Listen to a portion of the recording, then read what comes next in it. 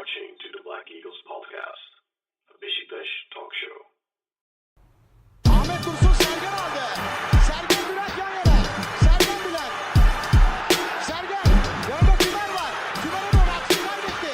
Tümer topu aldı. Sergen aldı. Gol! Gol! Gol! Sergen attı. Sergen attı. Şampiyonluk geldi. Sergen attı. Şampiyonluk geldi. İbrahim'in pası. Roma. Şimdi Ahmet. İkinci gole gidiyor Beşiktaş. Ahmet.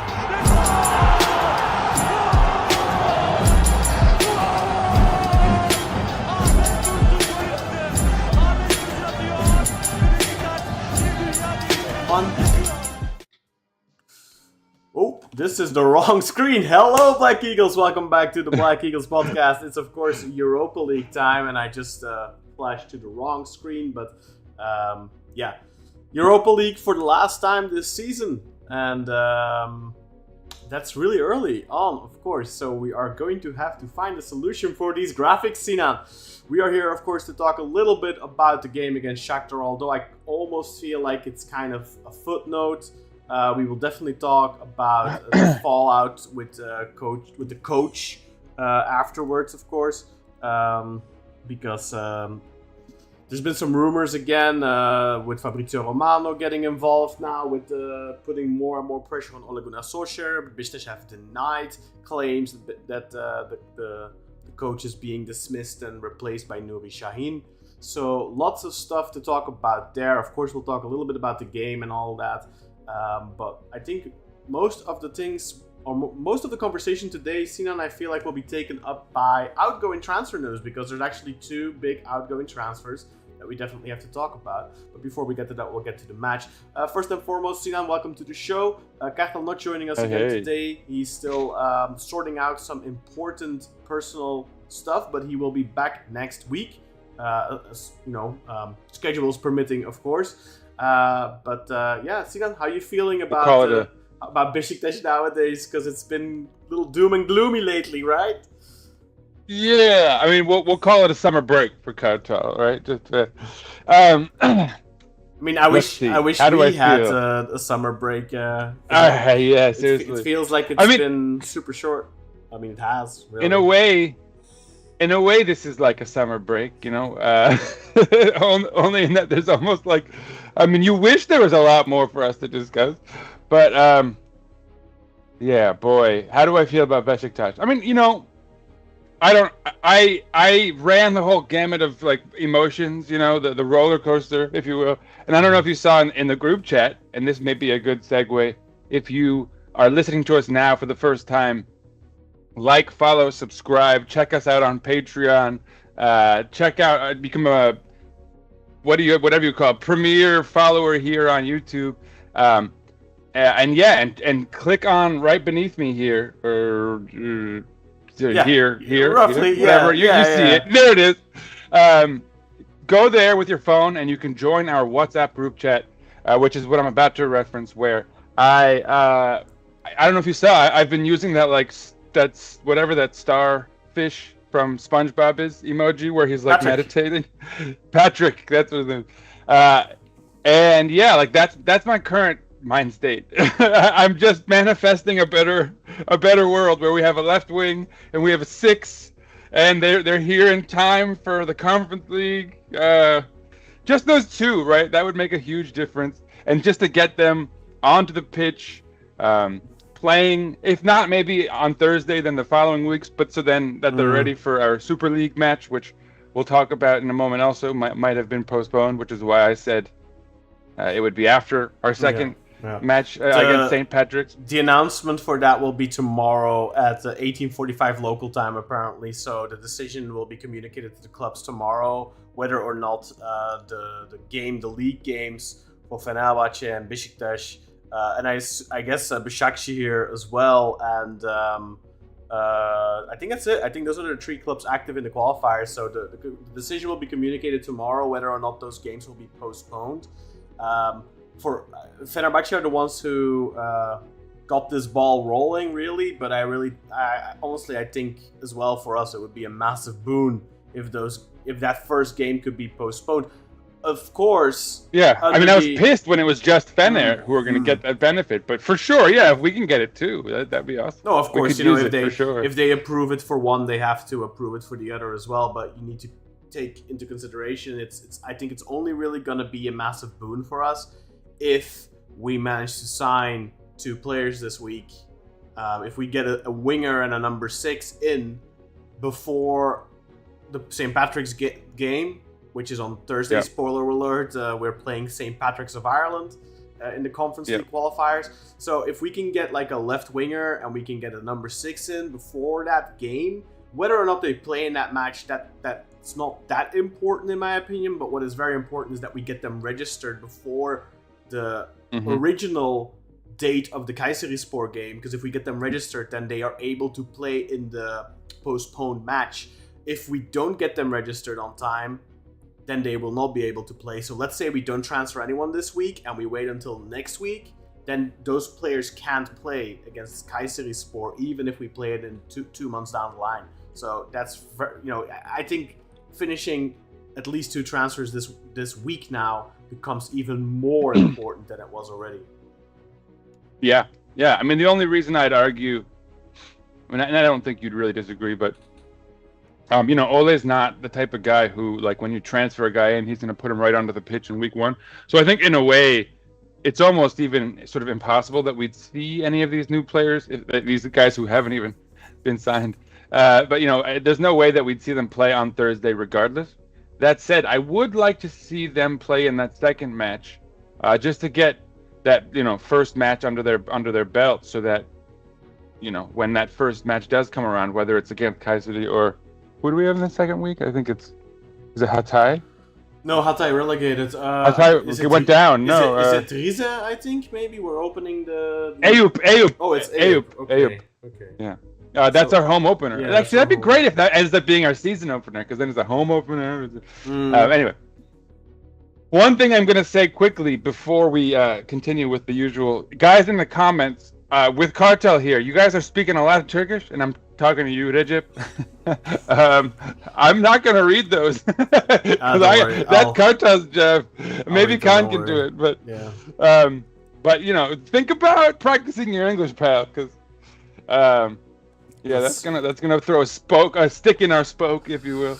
But so Recep just shall we dive into this match? Yeah, let's do that. But before that, I'll just quickly brief. Recep just gives us greetings from Izmir, and he's in from here. Izmir. I saw that. And then he just has the second of the champion of the guild. Let's see, is there anything? The president doesn't have any vision, he says.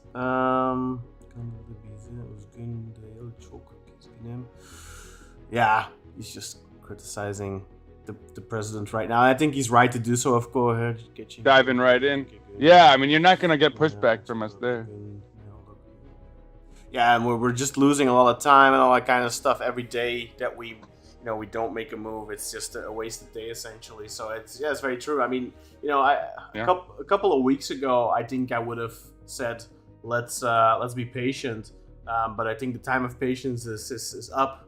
Time's up. Oh man. I mean, obviously, I think you could probably even argue in a philosophical sense that had we gotten those transfers in, at least the key ones that could have made what we put out against Shaktar, maybe not maybe that wouldn't have changed the result. Yeah. But if at least we could have played a little bit more inspired football, given the fans a little bit more to look forward to. Yeah, of course. I think you'd see like Ole on less of a hot seat, right? You'd see the president under less scrutiny. So they would have done. I mean, he would have done himself a real solid favor if they. If we would have signed Jens Kajust when all that stuff broke, that news broke, if we would have been able to finalize that and signed him, and then brought in a right winger and a right back. A left winger and a right back. Like we were on the verge of signing multiple right backs. So I don't really fault the president for those deals collapsing last minute, because I mean obviously that was kind of beyond his control. But and Kajust, that's also something that clearly. In the Turkish media, it's being pushed like, no, it's Beşiktash who put it on hold, and they want to they want a better alternative and all that kind of stuff. But then in the Italian media was like, no, the player has not agreed to go there yet, and he's holding out for offers from the Premier League or from England. And now he's on the verge of signing with Ipswich. So, personally, I really think that, we're just we were in that regard, we were kind of being fed a whole bunch of hooey, and I don't necessarily blame. It's also worth noting he had a really solid season with Ipswich, like the season that I think kind of put him on the map. So it makes full sense that he'd want to, at least have another season there and like ride out that form, They're going down to the championship, so I mean that's questionable, of course, taking the season in the championship. But I mean, I don't blame the president for that. Look, if the player doesn't feel it and doesn't want to come and has other priorities, that's fine. But the fact that we clearly didn't have any alternatives lined up is a problem. I mean, you can say that now, and that's also, I feel like, going into the season, going into his presidency, and it's the same. It was the same with Hasnarat, right? Like we have all the plans ready, we have the transfers lined up, we have alternatives lined up. Like it's always this big talk, and then when push comes to shove, it turns out that it was just that hot air. There's nothing there. Like there's no alternatives. Like they have had, with Osai, they had Osai planned. Obviously, I think with Osai and Kyle Walker-Peters, I'll give them a pass there because they were clearly planning on bringing Osai, but they were also talking to Kyle Walker-Peters around the same time, so they had plan A, plan B. I'll leave in the middle who plan A was. So they had two plans there, both of them, and maybe even happen. A plan C via Emerson Royal. Well, yeah, maybe we don't want to hear that. Yeah, no, exactly. So they had like. Well, I feel like Emerson Royal was already so much later, though, than Kyle Walker-Peters and Osai. So that was already like them having to pivot and shift. But I really think that they had a plan A, plan B for the right back position. Clearly, I say clearly, but that's not true. But from what we know, from the information that we have, it seems like there was only one real option for the number 6. But obviously, we can't fault them for names not leaking. It's perfectly plausible that they have 2-3 more names, but it's just taking all way too long. And on top of that, I think what is more detrimental even is that we spoke about this before, but we had 2 top priorities, 1A, 1B, and that was a striker and a winger, and arguably 2 wingers. And they brought in that striker, but they didn't bring in any winger yet. And I think the winger should have been the second or the first or the second transfer that came in the summer. And instead of doing that, we transferred Tammy, which is that's great. I mean, I've liked him in these 2 games. We transferred Orkun, and Orkun, fantastic signing, somebody we can build around for years going forward. But they didn't address the main weakness. Exactly. And that is a massive issue at this point where we get this close to the season starting. Like the Super League season is starting in, 7 days? Obviously, the match might be postponed. In theory, Yeah, exactly. So 7 days out, you still haven't signed a pivotal signing, a winger. And we can't forget, that was the same situation last summer where the winger transfer was so important and they left it late. And it blew up in their face because they were banking on Angelo Gabriel. That didn't work out, so they ended up bringing Joao Mario, who's not a winger. And now we're getting into that same territory again where they're leaving this winger transfer way too late. And Recep, I hate to be like a one of these sort of conspiracists, but like you could really go back, right? This has been a problem and a need going all the way back to the year we got Gazal. Fine, we got a great winger, but like you could still make the argument we got him too late, right? And in a rush. And we kind of got lucky, right? We got a guy with an injury history who actually managed to stay healthy enough for a season that like we got his best, and obviously the results are there. But so I mean, this has been a hole and a need and a kind of deficiency for the better part of a decade. Like this sucks. We really need a fucking winger. I don't know, Anyway, I'll hand it back. Yeah. quickly gonna address Burak's question. Burak, I'm from Are you Belgium. Turkish or English? I'm actually from Belgium, but my dad's Turkish, my mom's Belgian, and I just speak English quite well, I guess. All right, let's get to the match though against Shakhtar. Sinan, I think none of us were really. I mean, how did you go into this game? Did you kind of hold out hope that maybe we can get an early goal and maybe it can still be an exciting game? Because that was kind of what I was thinking. I was like, you know what? If we can get that first goal, maybe we can at least make it like an honorable exit, right? Like I had no illusions of us qualifying and us beating them 3-0 or anything like that. I had no illusions of that. But I at least thought to myself, okay, you know what? Maybe the team will be out for restoring their honor a little bit, and we'll be able to get a result, maybe a small win, maybe a draw. But at the end of the day, it was kind of a inspirationless defeat at the end of the day, right? Yeah. Lackluster. Is the word. I'm gonna come out as like Wednesday Addams here or something, but I was joking before the game that like it would just be our luck to like maybe take a 2-goal lead even, but then give up 1 goal like in the 91st minute to them, and then like lose. Right? Like I was kind of expecting. I think I even predicted maybe we win like 1-0 or something. Just just not enough in a way that almost breaks their heart even more. I think my prediction which is doom and gloom. 0-0 or 1-1. I don't remember, but I think we predicted last week, right? I think we gave us predictions. I don't remember exactly what my scoreline was, but I think I said 0-0 or 1-1. I expected a draw. I fully expected Shakhtar to go into this game with their foot off the gas pedal, and you know what? I think they did, but their foot off the gas, their foot off the gas pedal still was good enough to beat us 2-0 without, I mean, having 2 wingers is apparently quite the luxury, And they didn't even stand out in this game, though. Wingers. They didn't even stand out in this match. I mean, Kevin, he had that. Was it Kevin who scored that banger of a goal? No. That was no. It was Kawa, whatever. I don't know, but I think the whatever, players, another Brazilian guy. But in this game, the players that stood out most to me were their left back and Tobias. their right back. Tobias, their right back, and their left back, Pedro Henrique. Pedro Henrique last week, very impressive as well. And Tobias came on at halftime or a little after halftime. Was don't also remember exactly, impressive. And he was impressive. So, like, I just, I remember watching the game and I thought, this Tobias guy, that would be perfect for us. Like, it's a. I know.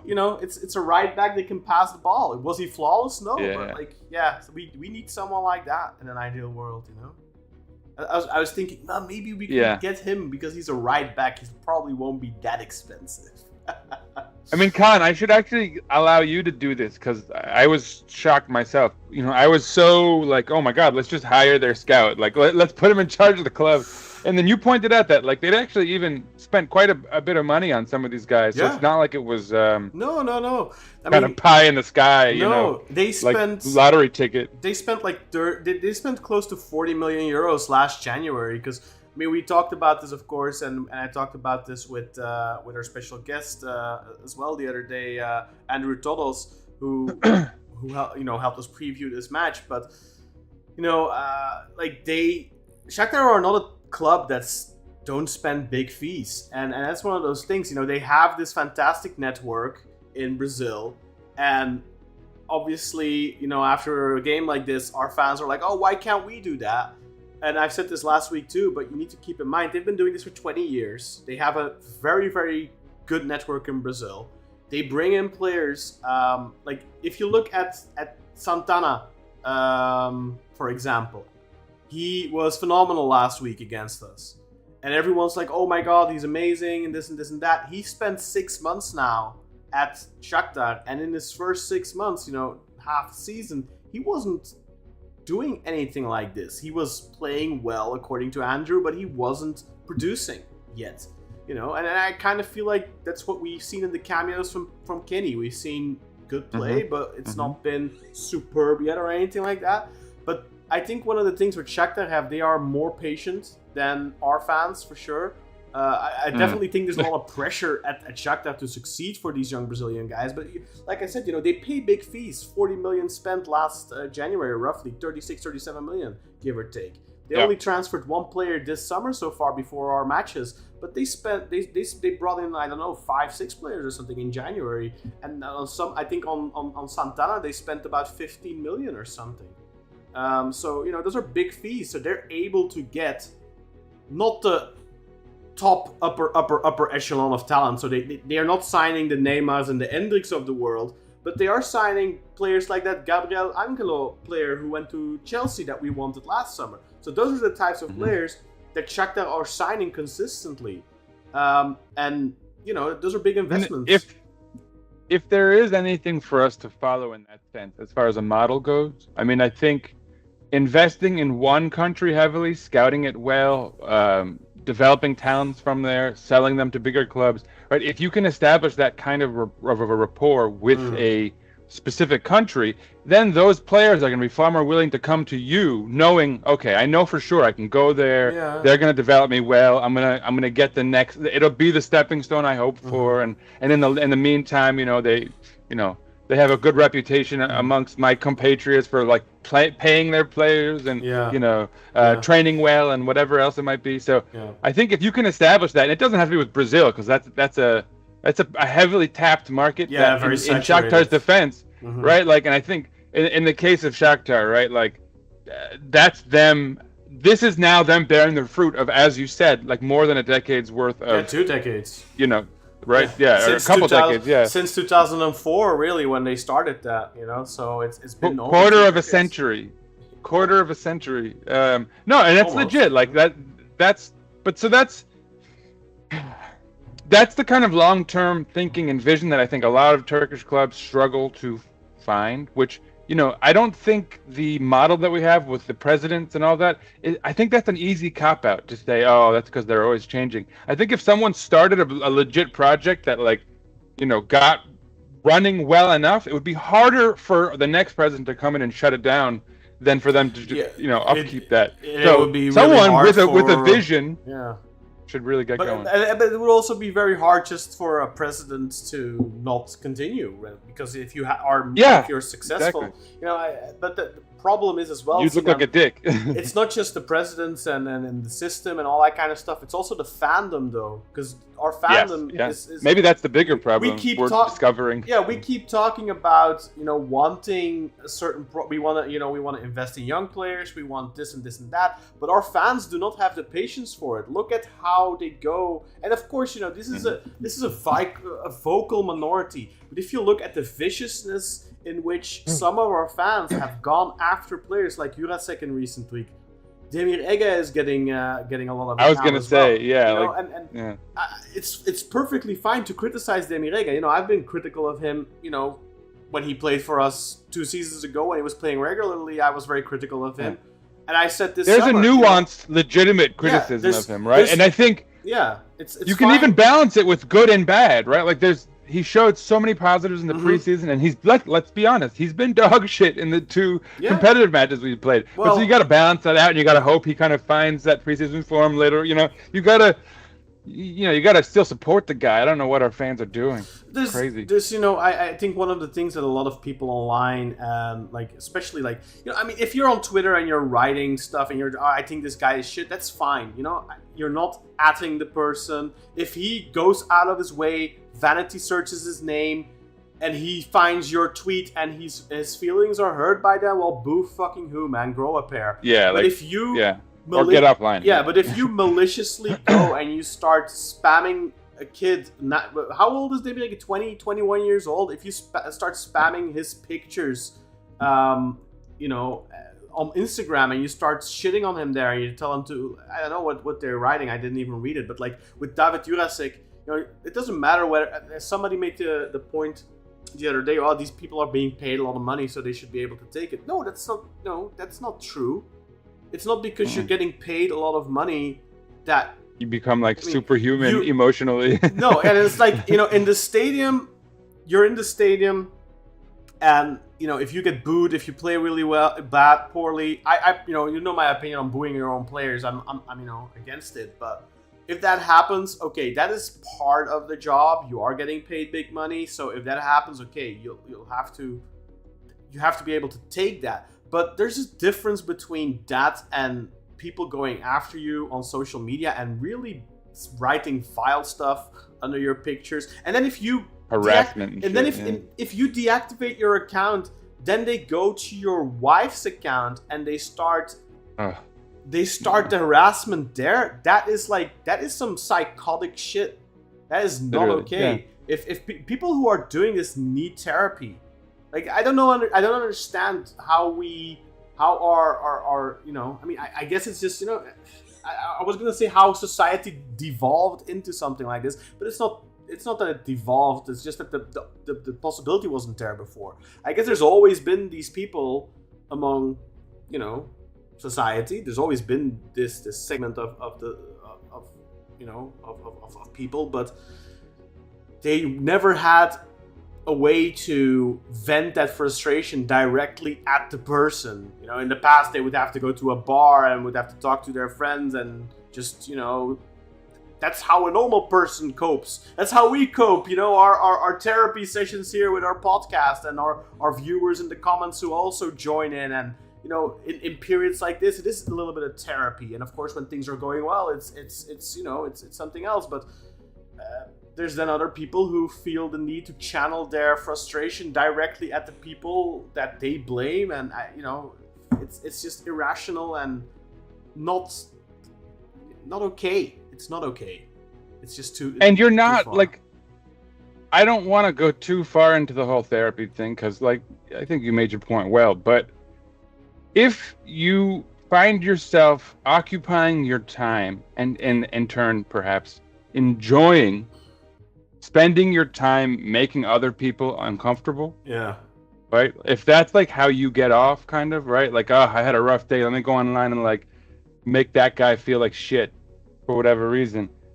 That is literally the textbook definition of sociopathy. And I'm not saying that we don't all everything exists on a scale and everyone lacks empathy sometimes. And there's, everyone has a bad day and takes it out on the wrong person here and there. But if that becomes a regular behavior set, right? If that becomes how you enjoy your time in a substantive way, I mean, honestly, there are worse things than seeing a therapist, man. Anyway, that's enough on that. Let's talk about the lineup, shall we? Let's talk about the lineup. What's up with your cough, by the way, Sinan? Yeah, sorry. I don't know. I have a bit of maybe allergies or something. I don't know what's going on today.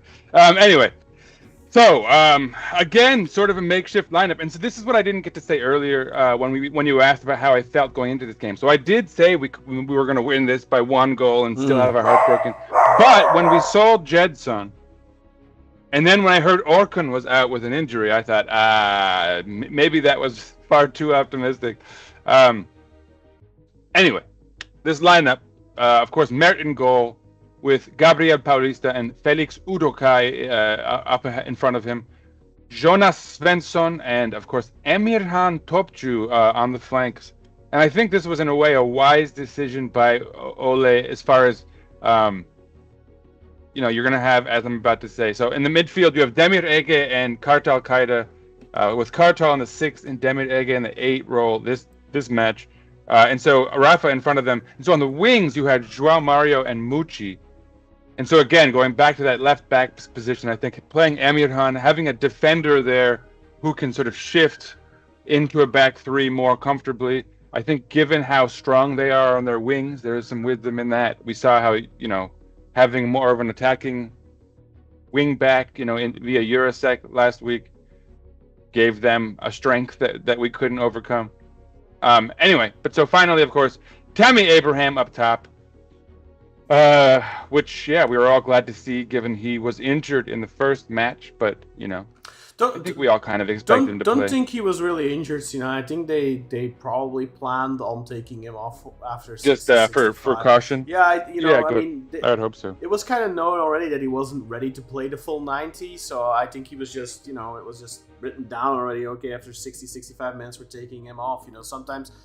Most of the time, the medical staff say, okay, he's ready to play 60 minutes or something like that, right? And then you let him play 60, 65 minutes and you take him off. And I think that's the same thing happened in this game as well. Tammy wasn't 100% ready to play the full 90, but it emphasizes once again how important it is for us to get a solid backup striker, especially with Semih's departure now. But even before that, it was very important, right? But obviously Orkun not able to play in this game, didn't play at all. Tammy played 60 odd minutes. Jurasek played in the second half, I don't know, 10-20 minutes or something. As a winger, interestingly. Yeah. So you actually liked the decision to play Emirhan on the left back? Well, let me put a caveat in there, which is that I liked it given the options we had. I think ideally we would have a backup left back who's more of a just reliable defender, perhaps. I mean, granted, we haven't maybe seen enough of Jurasek to know for sure that he can't cover defensively, but I think it makes sense given the scrutiny he was under after the first match to kind of alleviate that to some extent, right? I think if you're Ole and you think to yourself, okay, the chances of us qualifying are very, very small. If I put Jurasek on the pitch and he fucks up again or whatever in the fans' eyes, the benefits of him playing do not outweigh the potential negatives, and I think taking him out of the spotlight for this game, which realistically we weren't gonna knock them out, so I understand the decision. I don't necessarily think it was. I mean, for me personally, I've seen Emirhan a few times at left back now. I don't think he's very good there. It's not the answer. It's he's not the answer. And as well, the rationale behind it of he's an actual defender. He's gonna defend well. He messed up a few times, and that led to quite a few times. Yeah, exactly. So I always think if you put somebody who is not comfortable in a position like that, it doesn't matter if they're a good defender. They're gonna mess up because they're playing in an uncomfortable role for them. And let's not forget they're playing against good opponents. So I don't think you're doing Emirhan any favor either by playing him there. But of course I understand. But I think it would have been much more prudent to, for example, play Tayfur there or something, or Emrecan Terzi. I wouldn't have. Yeah. But on the other hand, of course, with Gabriel Paulista back now and fully fit for the moment, let's cross our fingers and hope he stays fit for a long time. But with him back in the lineup, of course, Emirhan's minutes are reduced, and Emirhan is somebody you want to give minutes to, of course, because he is kind of like that 12th man. He's he's an important part of the squad. So, well, and in fact, let me. Here's another chance to do a little promo. So, folks, follow us on Patreon. I'm about to do my sporting report. I've got all the stuff, ready to go. But yeah, I did my preseason power rankings.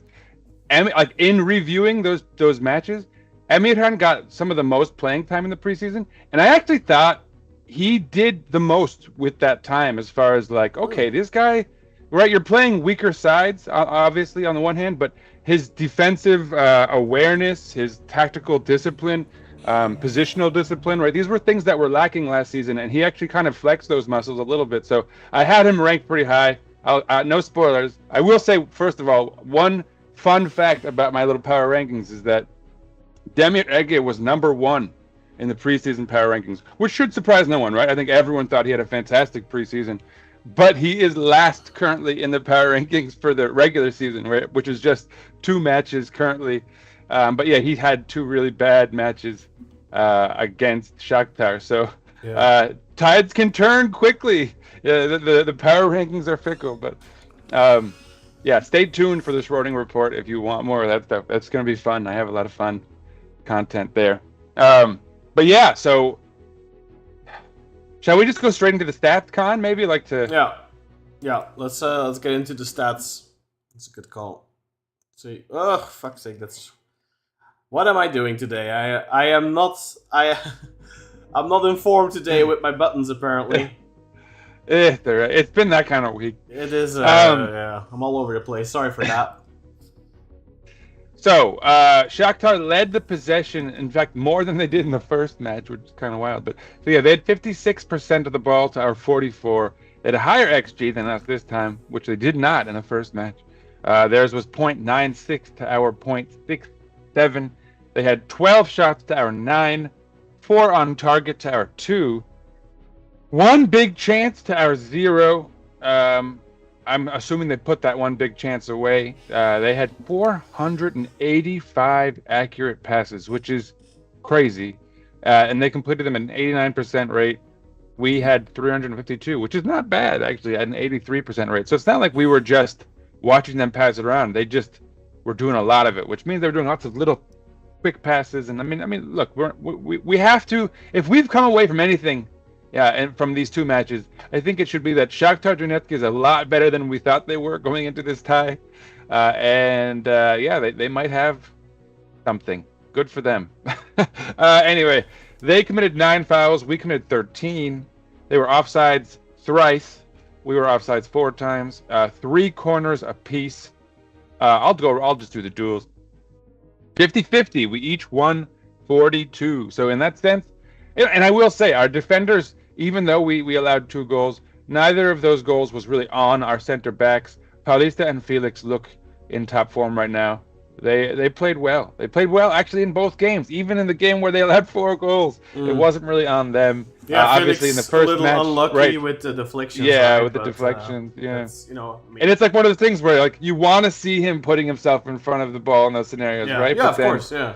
You know, Yeah, I need a little bit of luck. If that ball ricochets, if that ball hits your knee in a different angle, it goes out into corner or something, or exactly. So Yeah. it's, you need a little bit. Yeah, of luck. and his strength is his like confidence and his like bravery, and so like in a way that's just they used his strength. I mean, they didn't even use his strength against him. It was just a little bad luck. But anyway, yeah, Paulista also fantastic play. I mean, I don't know if you're not seeing some of those passes he's making, Con, out of the back, but God damn, like some of them are like, holy shit, bro. We never needed Musrati. We never needed that guy. We could just ping it back to Paulista.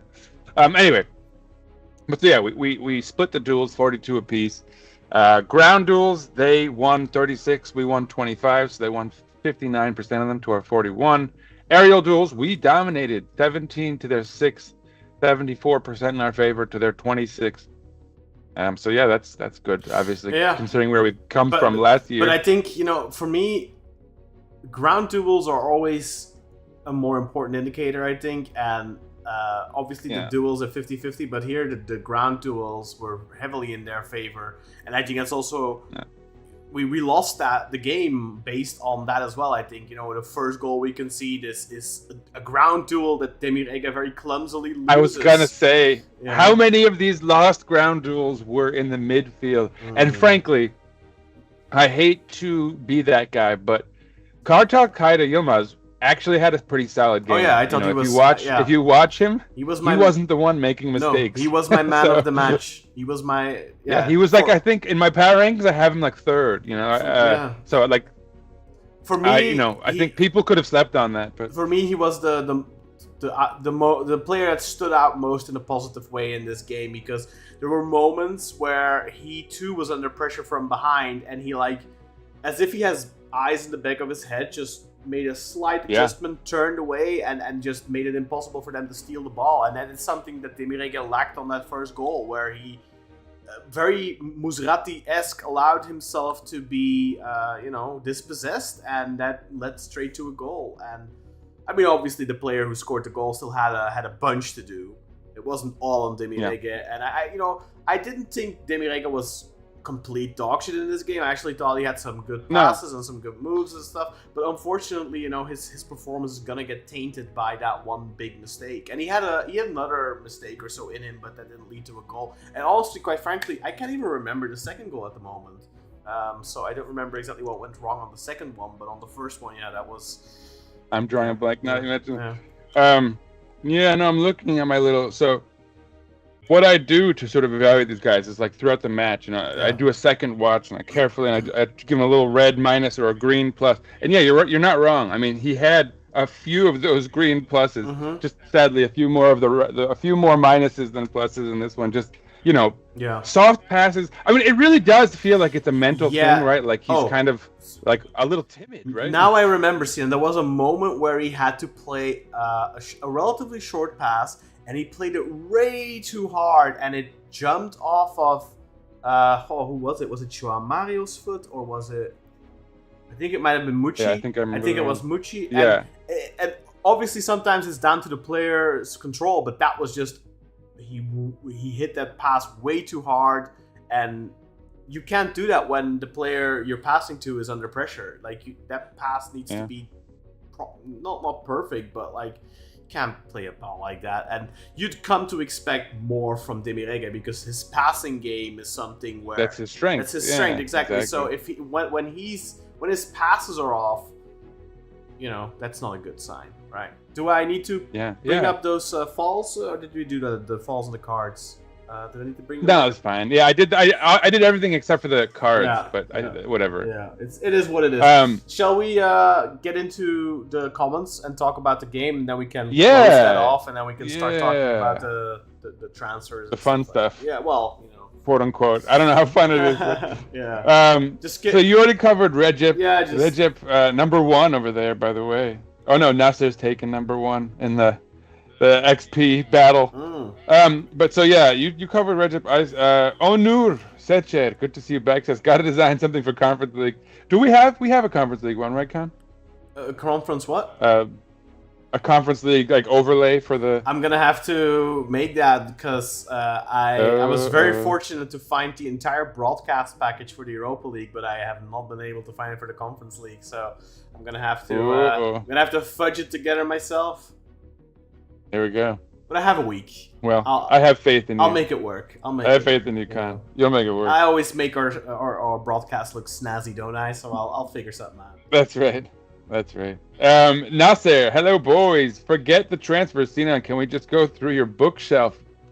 And you only see 2 of them. There's a third over there, and then 2 more in my bedroom. I got a lot of books, folks. And the thing that's funny is I read all of these books when I was it's already been a while. Like I don't read that much anymore. I mean now I write. So, but anyway, yeah, a lot of books. If you do have any questions, Nasser, you can bring it up in the group chat. Anyone else? Again, check out the. I keep missing it. Yeah, a little bit more. Over here. More to the. Yeah, God damn it. Anyway, check out the QR code there and join our group chat on WhatsApp. It's a fun time. And Nasser, ask me questions about any books you want to. I could go on for far too long there, or maybe that could be a Schwarting report. I'll recommend something. At the end, I do a little pop culture thing. So. Again, Nasser. Okay, Ole put Bruno straight on the pitch against Wolves just 2 days after signing him. So it really just depends on how ready the player is. Bruno Fernandes is of course, who he's talking about back at Man U. I mean, I don't know. I feel like that's yet to happen with us. Although, again, obviously Orkun wasn't quite ready. I thought he was because he'd played in that, Mickey Mouse fucking league bullshit that they started this summer. But I can't remember. Is there one example of Ole bringing a guy in like right out of the gate? That's a good question. Jurasek. I know he didn't with Tammy. Oh yeah, that's a good call. Jurasek, yes. All right, I stand corrected. I mean, Burak, Beşiktaş. I don't think he had much options, right? Like Masuaku was gone. No, so, yeah, like literally, it was that or Tayfur, who he didn't know. I mean, I think Tayfur has earned himself a rotation spot this preseason, but he didn't know it yet. Early. Well, so. I had Emre Can, I guess, but I don't know. Was he fit? I don't know. That's true. A good question. I'll check my power rankings over there. I can't remember if he played, but I think he played. Yeah, he played in at least one. So friendly, Burak, but yeah. He played in the Burak Beşiktaş. in the last one for sure. Oh fuck! I'm not gonna go through that right now. Burak Beşiktaş, Turkish. I think he meant, are you Turkish? Beşiktaş need 6 transfers. And then we do the, are you Turkish or English? To which the answer is neither. Do we need 6 transfers? Let me think. We need a left wing. I'd say 5. Maybe a right wing. 6 right central back, No. backup striker. I think the most Who am I forgetting? I think the most left back. most important transfers are left winger, right winger, number 6, right back, backup striker. Those 5. I think if we can do those 5 transfers and we do them, if we get good players, obviously, because obviously we are always under the assumption of whoever comes will be good, but that's not guaranteed. You know, I mean, if they would have brought Emerson Royal, for example, like that's one of those. Is that going to be a good transfer, right? Like, and if they would have brought Cengiz Ünder like they wanted in January, you know, that's not a good transfer. If they, you know, so it all depends on who they bring. But you know, assuming they are able to bring in Orkun Kökçü, Tammy Abraham level starters. So for the left and the right wing position, for the number 6 position, and for the right back position, and then they're able to bring in a good backup striker. I think that is enough to give us a good season. I'm not saying win the championship or anything like that. I think that is enough to, at least at the bare minimum, get 3rd place and hopefully fight for a Champions League spot. That is, I think, what we need to be quote unquote successful this season. Successful does not mean winning the league. Successful does not mean winning trophies and getting super far in Europe. Although I think with those 5 transfers and given a little bit of luck where you don't get a ridiculous amount of injuries in a bad period of time, you know, you can go far in Europe in the Conference League for sure. Yeah. So I think that's what we need, 5 transfers. At the end of the day, we still have to remember though that I think we all said beforehand, okay, it's going to take 2 or 3 transfer windows for us to rebuild the team. And this is really, I mean, you could call it transfer window number 2, but I think in reality it's transfer window number 1, and we're all kind of being greedy where we want this entire team rebuilt straight away, right? Like that's not gonna happen. I think and to back you up on why I think it's transfer window number 1, I think when you look at last transfer window, yes, there was a lot of progress as far as outgoing stuff, but that was almost just like scrubbing the books or like buying a new book, and then we kind of put in an early entry. None of that really panned out, right? Yeah. I mean, Rafa Silva is the one guy who has stuck. I mean, how many players did we part way with last season, Sinan? Because it's like 20. I think it was like 23 or something. It was crazy. But that included loans, right? That included like and youngsters and like guys. Yeah, but that included like it included a lot of youngsters getting trash. loaned out. It included some trash, but like I'm just surprised by the fact of how trash. I'm surprised by the fact of how many players that we still have left that we really don't want. And I'm gonna run down the squad in a little bit to just illustrate how much of that is still really the inheritance of Ahmet Nur Çebi. But I want to get to these comments before we get into that. Yeah, for sure. Yeah, it's better we stay ahead of them so we don't get like we have those 4-hour episodes where we're just like reading comments for an hour at the end. Yeah. Or 2 rather. Where were we? So yeah, Nasser is back with Kajus was a fan favorite at Ipswich. I've got no doubt Kieran McKenna has what it takes to bring them back up again. Yeah, I mean, it makes sense. Emir Erishir, new commenter. Welcome, sir. He says, Selamin alaikum, Abi. I wonder if that's you or me or if that's both of us. Is there a plural? That would be Abiler, right? So, Yeah. I don't know which one of us he's talking to. Matt Ventures. Hello, Matt Ventures. Is he one of ours? No. Is he one of those names I'm yelling at the end? No. He's been here before, though. I know we. I think I've seen the name before as well. I mean, this is Grey Wolf. We always. Go ahead. No, go ahead. I was gonna say who are the there's a couple like names that like there's like Michael Berry. There's some people who need to like make themselves known. Don't be shy. You guys are contributing to us, so we want to hear your voices. Now, but obviously, you know, if you are shy, it's fine. Grey Wolf. We always concede a goal within 10 to 12 minutes. I mean, I don't know always, but certainly in these 2 games, that's definitely the case. Yeah. Which sucks. You know, it's been a pain. It's been real difficult to watch, especially in this last one, because like Khan was saying, I think we were kind of holding out hope that maybe we could at least, you know, and Ole had that quote where he said, like, 1 goal can change everything. And I mean, he wasn't wrong. Like, it pretty much slammed the door shut for us. Either way, it would have changed everything. So, Nasser, give Arda a balanced, quality squad, and you see the results. Meanwhile, Ole's been left stranded trying to make it work with deadwood and glaring gaps in the team. Well, yes, I think Isla has his own issues in his squad. I mean, their striker is not particularly fantastic. Imposing. I think, and you know, Shakhtar far from a perfect squad, but I think you're right to say it's definitely a more balanced squad than ours at the moment. Yeah. But that's not very difficult, unfortunately. You know. Yeah. No, and I mean, look, credit to Arda Turan. I think he did show some tactical flexibility and ingenuity in that series. You know, Ole whooped his ass last year, so I mean, I think he was probably happy to have a better squad to sort of exact some revenge. But I mean, we need a better team. I mean, I don't know if that's even related, but we need a better team. I definitely think that in these two games, and especially in the first one, that Arda tactically outclassed Ole, but you know, Ole is also having to... Because he could. Yeah, and Ole also has to work within the confines of his squad. Could he have set up the team better? I definitely think he could have. But at the end of the day, I think getting eliminated was kind of inevitable with what is currently at Ole's disposal, unfortunately. Although, you know, he did beat Athletic Club with pretty much the same squad. But the squad is not in the same place right now, I feel like. The team... Well, and you know, Khan...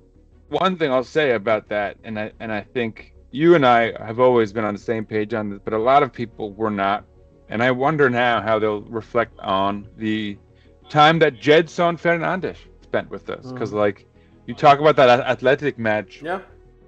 And just generally, like, the impact he had on that midfield last year. Because he was playing in a midfield that generally lacked a six for much of the second half of that season. Yeah. And he was good, man. I think people are going to... You know, for people who were haters, I hope they come around when they see. You know what? I hope he makes us something. I've told some people who are haters, like, you're probably gonna end up missing him. I really hope they don't, because that. Yeah, because we don't want. Yeah, exactly. I mean, and Orkun is great. Like, it's not like Orkun. No, I mean, Orkun. We're fine, Orkun clearly isn't the problem, but you know, Orkun is. I think for the football that our fans want to see, Orkun is a much better fit. But the question is Ole Gunnar Solskjær the right fit for that football that we want to see, or that the majority of our fans want to see, right? Like, or more importantly, I suppose, is the president going to provide him with the tools, right? Yes, but also, I mean, his philosophy, I think Ole's philosophy and also Gio's philosophy beforehand was more like, okay, win the ball back, hit them really quickly, play very direct toward goal. And I think what our fans want to see is more that prime Şenol Güneş possession-based football, kind of surround the opponent. Sometimes, you know, be very. I remember in that period, it could get really annoying as well. We would have matches where we had 60% plus of the ball, and we'd be ticking the ball around, and it was kind of like we weren't finding the openings either. So there were moments of frustration then as well, and I definitely think people have some rose-tinted glasses on, because I think they forget the matches in which we were frustrated, even with that football. Yeah. And there is... Which became more and more prevalent as teams figured out that, like, we were playing this tiki-taka to create lanes, and so if they shut off lanes, right, we ended up playing, like, John Air ball, right? Yeah, for like but that's also... almost a year. I think, it wasn't just that, also the quality of our team devalued, so obviously our ability, once the individual quality seeped out a little bit, it was more and more difficult for us to break down teams. But I think people kind of have this image in their head right now that is the only way to win football matches. It isn't. Personally, I am also more a fan of that type of football, because I prefer our team to have the ball and to surround the opponents and to push them back on their own half and all that kind of stuff. I prefer that as well. But that doesn't mean that you can be successful with a little bit more of a direct approach. But I think for the football that our fans want to see, Orkun makes a lot more sense than Gedson. And also, Orkun is somebody perfect to build around. And I think Orkun is going to be somebody who, whether Ole is here for 6 more months, 12 more months, 48 months, it doesn't really matter. Years. It doesn't really matter. I think whoever comes after him, Orkun will be perfect for that person as well. Because Orkun isn't tied to a certain system. I think he works in a lot of different roles, a lot of different, and I think Gedson is a little bit more of a system player, if that makes sense. I think he's a little bit more. He's more limited, obviously, than Orkun. He has he has his strengths. He has phenomenal strengths. I think Orkun is more well-rounded as a midfielder, though. Yeah, I fully agree. No, and I think my only counter to that, I suppose, is that I do have faith in Ole's ability to tweak things and not get too stuck on one approach. So I think if he's given the tools to play a certain way, I think he'll be willing to some extent. Obviously, right? Because we've seen matches where we've had a ton of possession, and then we've seen him play like against Athletic Bilbao, fully kind of counter attacking football. So I mean, he shows the capacity to do everything. Yeah, but the question is, I really wonder what he'll do when he can do. Yeah, but Sinan, if he has the tools to try different things, when you see him in matches where we have a lot of the ball, do we have the ball because we are dominating the opponents and are winning the ball back really quick and all that kind of stuff, or are they giving us the ball, right? Like, I think a lot of that last season, in this last 6 months, where we had a lot of the ball, were very often situations in where we were given the ball, I think. So I haven't seen a match, I probably have, but I can't remember one from the top of my head where we really, really dominated the opponent and it was us exacting our will on the opponent rather than them saying, here's the ball, you don't know what to do with it anyway, so go ahead. There was much more of that. I will say, I think so. We'll have to. You're right. But I will say that based on the preseason and these two Shakhtar matches, one thing I've noticed is the pressing has been pretty solid, and I think that if they can keep that press up, obviously their fatigue levels have been impacted by that. But so hopefully this is still kind of almost an extended preseason, and they're gonna, be better in that regard, like when it matters more. But if we can keep pressing and start possessing the ball, not just in the back doing that fucking horseshoe crap that we were doing under Gio a ton, but actually, start imposing our will in other quadrants of the field. I mean, it's going to depend a lot on who we bring in, obviously, and if they can not just take the ball but then hold it and pass it well. That's one of the things I don't like about this very direct approach. I don't like that because if you're pass forward after winning it back, because you're taking more risks in those passes to get to the opponent's goal quickly, if your pass isn't good, which very often it isn't, then the opponent have the ball again, and then you're back to having to press and win it back. Whereas if you're playing a more possession-based game, you're running around a lot less, wasting a lot less energy pressing and trying to regain possession. So I'm really not a big fan of that type of play, honestly. No, I'm not saying that we have to. Ideally, we would have more of the ball, and when the opponent has it, we'd press to sort of keep them off the ball as much as possible. Is what I'm saying. So that's ideal, what I'm hoping we move towards. And I think that'll depend a lot on like the six that we get, right? Like, because if the six can do quick transitions and pass the ball well, like you're saying, then we can start holding the ball further up the field, and that's what I'd like to see us doing eventually. But I think at the end of the day, as long as you're going to play with a philosophy of get to the opponent's goal as quick as possible, I think you're going to incorporate too much risk in your forward passes, and you're gonna end up losing the ball too often, in my opinion. But I mean, we'll have to wait and see until we see the proper quality in the squad, where he has these tools to play in a different way.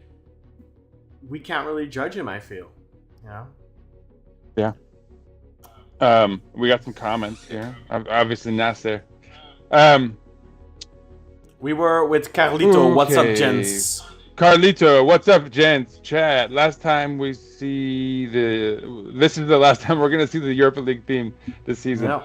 Not that the next game would have been easier for us. No, if not this one, then we probably would have the last one next time. Zoe. I think fans are just. Is this the first time? I think so. I think fans are just really bored to be asked to be patient for the wrong players. Players earn amount of money and fans try to support their team at the stadium, even struggle with economic problems. It couldn't be just a bad day. It's a horrible day. Yeah. No, I mean, look, no doubt. But nothing justifies.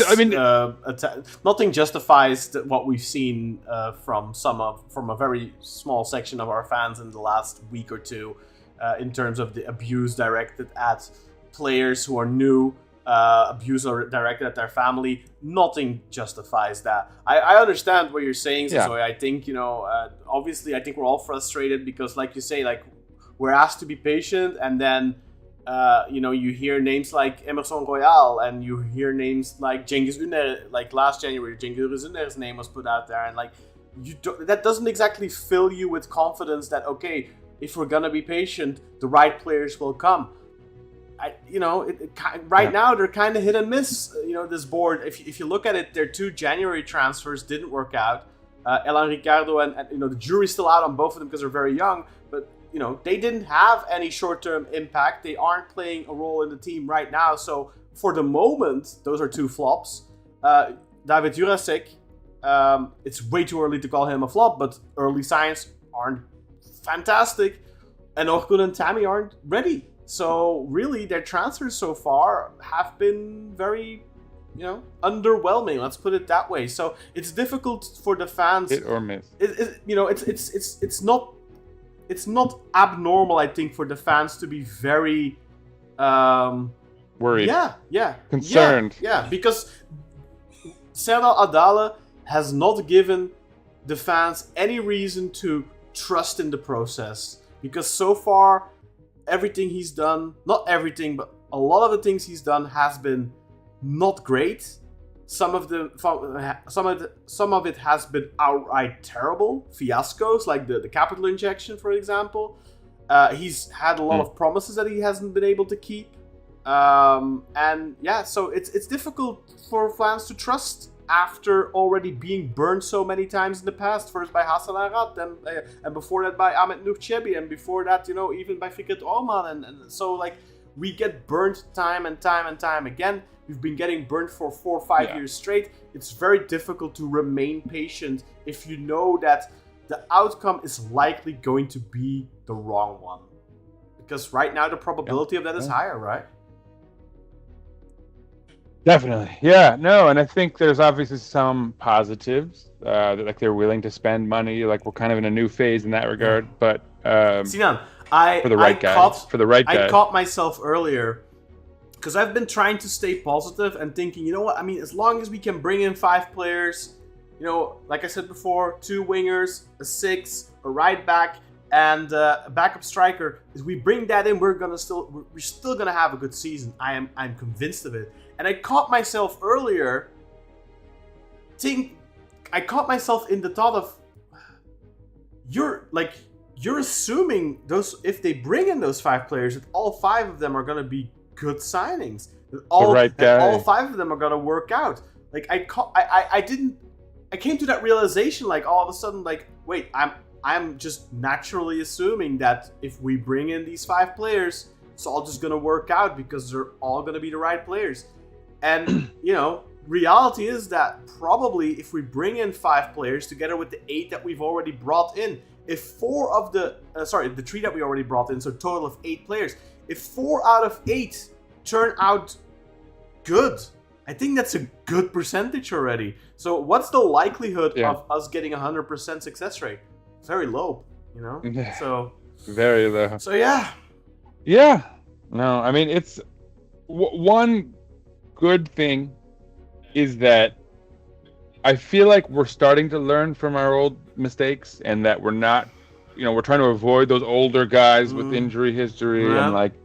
We're eyeing guys with a profile where they could have resale, right? Yeah, but then even if Jurasek doesn't pan out, for example, right? I mean, it's not like he's 30 and injured. Yeah, but Jurasek, okay, I think Jurasek is on paper a very good transfer. He's a 24 or 25-year-old player, former Czech international, was highly rated when he was in Slavia Prague. Didn't work out for him at Benfica, but the profile is good, and like I think that I said it before. I think Jurasek is somebody that we're gonna enjoy going forward a lot. Yeah.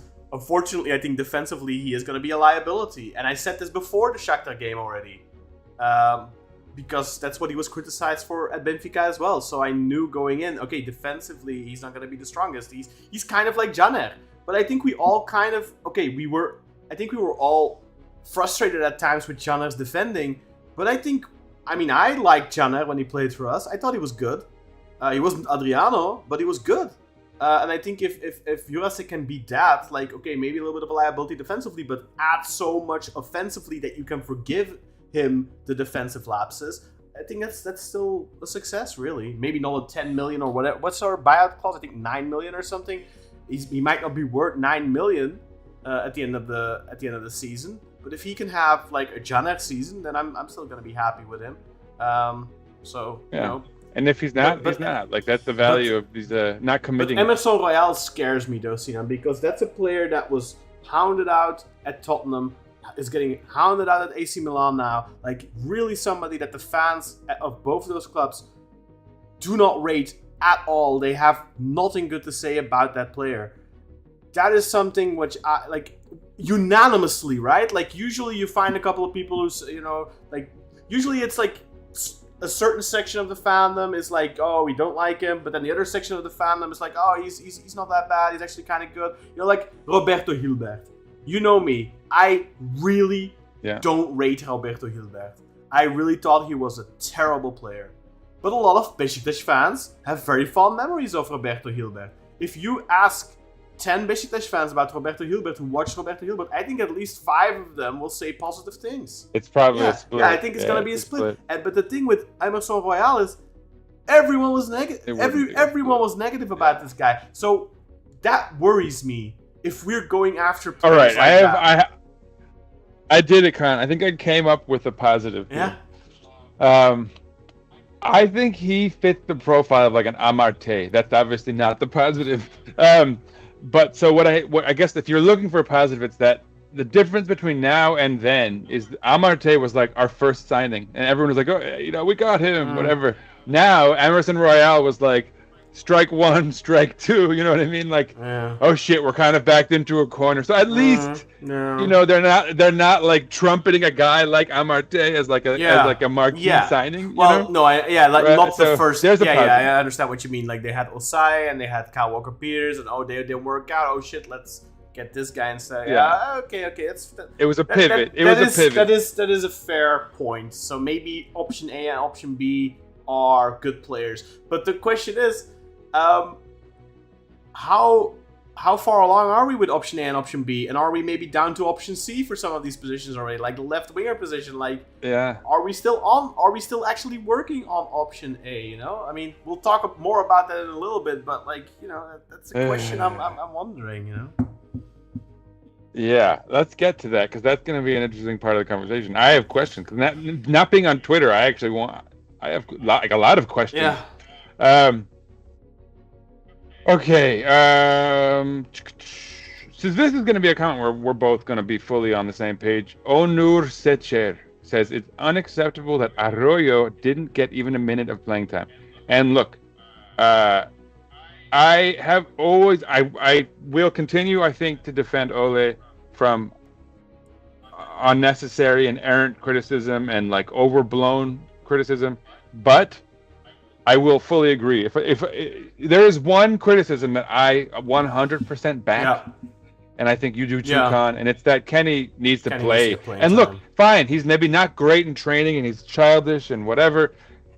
If like in any type of scenario, I would back the coach. But like, given the fact that we're seeing the likes of Rashica play, this week it was Mucci, who, look, man, I don't think, like, as a 10, he might. We might have done him dirty. Like, maybe he didn't get the playing time he needed. Maybe he could have established himself. Sure, but it was never going to happen as a winger. He doesn't have the skill set. As a winger, he is useless. He doesn't have the skill set to play 10. Yeah, I don't think he does. He should be like a second striker, and we just don't play like that. Even that, I don't know. He's got to go. He's got to go. I think he's just. I mean, he has lovely shots from just right. He's got to have some time. Mucci, for me, not good enough. That's a flop. That's a flop. Yeah. He's a flop. Yeah, he's like, I can't point to a single thing about him that would make me think, okay, he just needs a little bit of time and he'll work out. Like, for me, it's like, no, that's not going to work. But the thing is, Khan, he has two strengths. One, he's got that, ball control, right? He's very quick on he can do the little dribble, dancey stuff on the ball, whatever. But like, you can't do much with that when you're pass. So fine, you like do a little move, you get away from your defender. Now you've got to get the ball to your teammate. If you suck at passing, then like it doesn't matter how much dancing you do. I wouldn't say he sucks at passing. But you know what I mean. But like, if you're not gonna do like the decisive pass, he doesn't have. If you just like pass it back to your left back, you do all this funny dance and like, oh, look at you, like you can hold the ball well. Now what? And it's like instead of using that to like to find someone who's cutting into the middle, he just passes it back to your left back every time. It's not functional. Wasted time, bro. Whatever skill on the ball he has, it's not functional because he rarely takes on and beats his man. He tried it a few times in this game, but it didn't come off. And I think what we need for on our wings are players that can consistently beat their man. If you look at both Santana and Kevin in both of these games, but more so in the first one, they consistently beat their direct opponent and created chaos and created problems.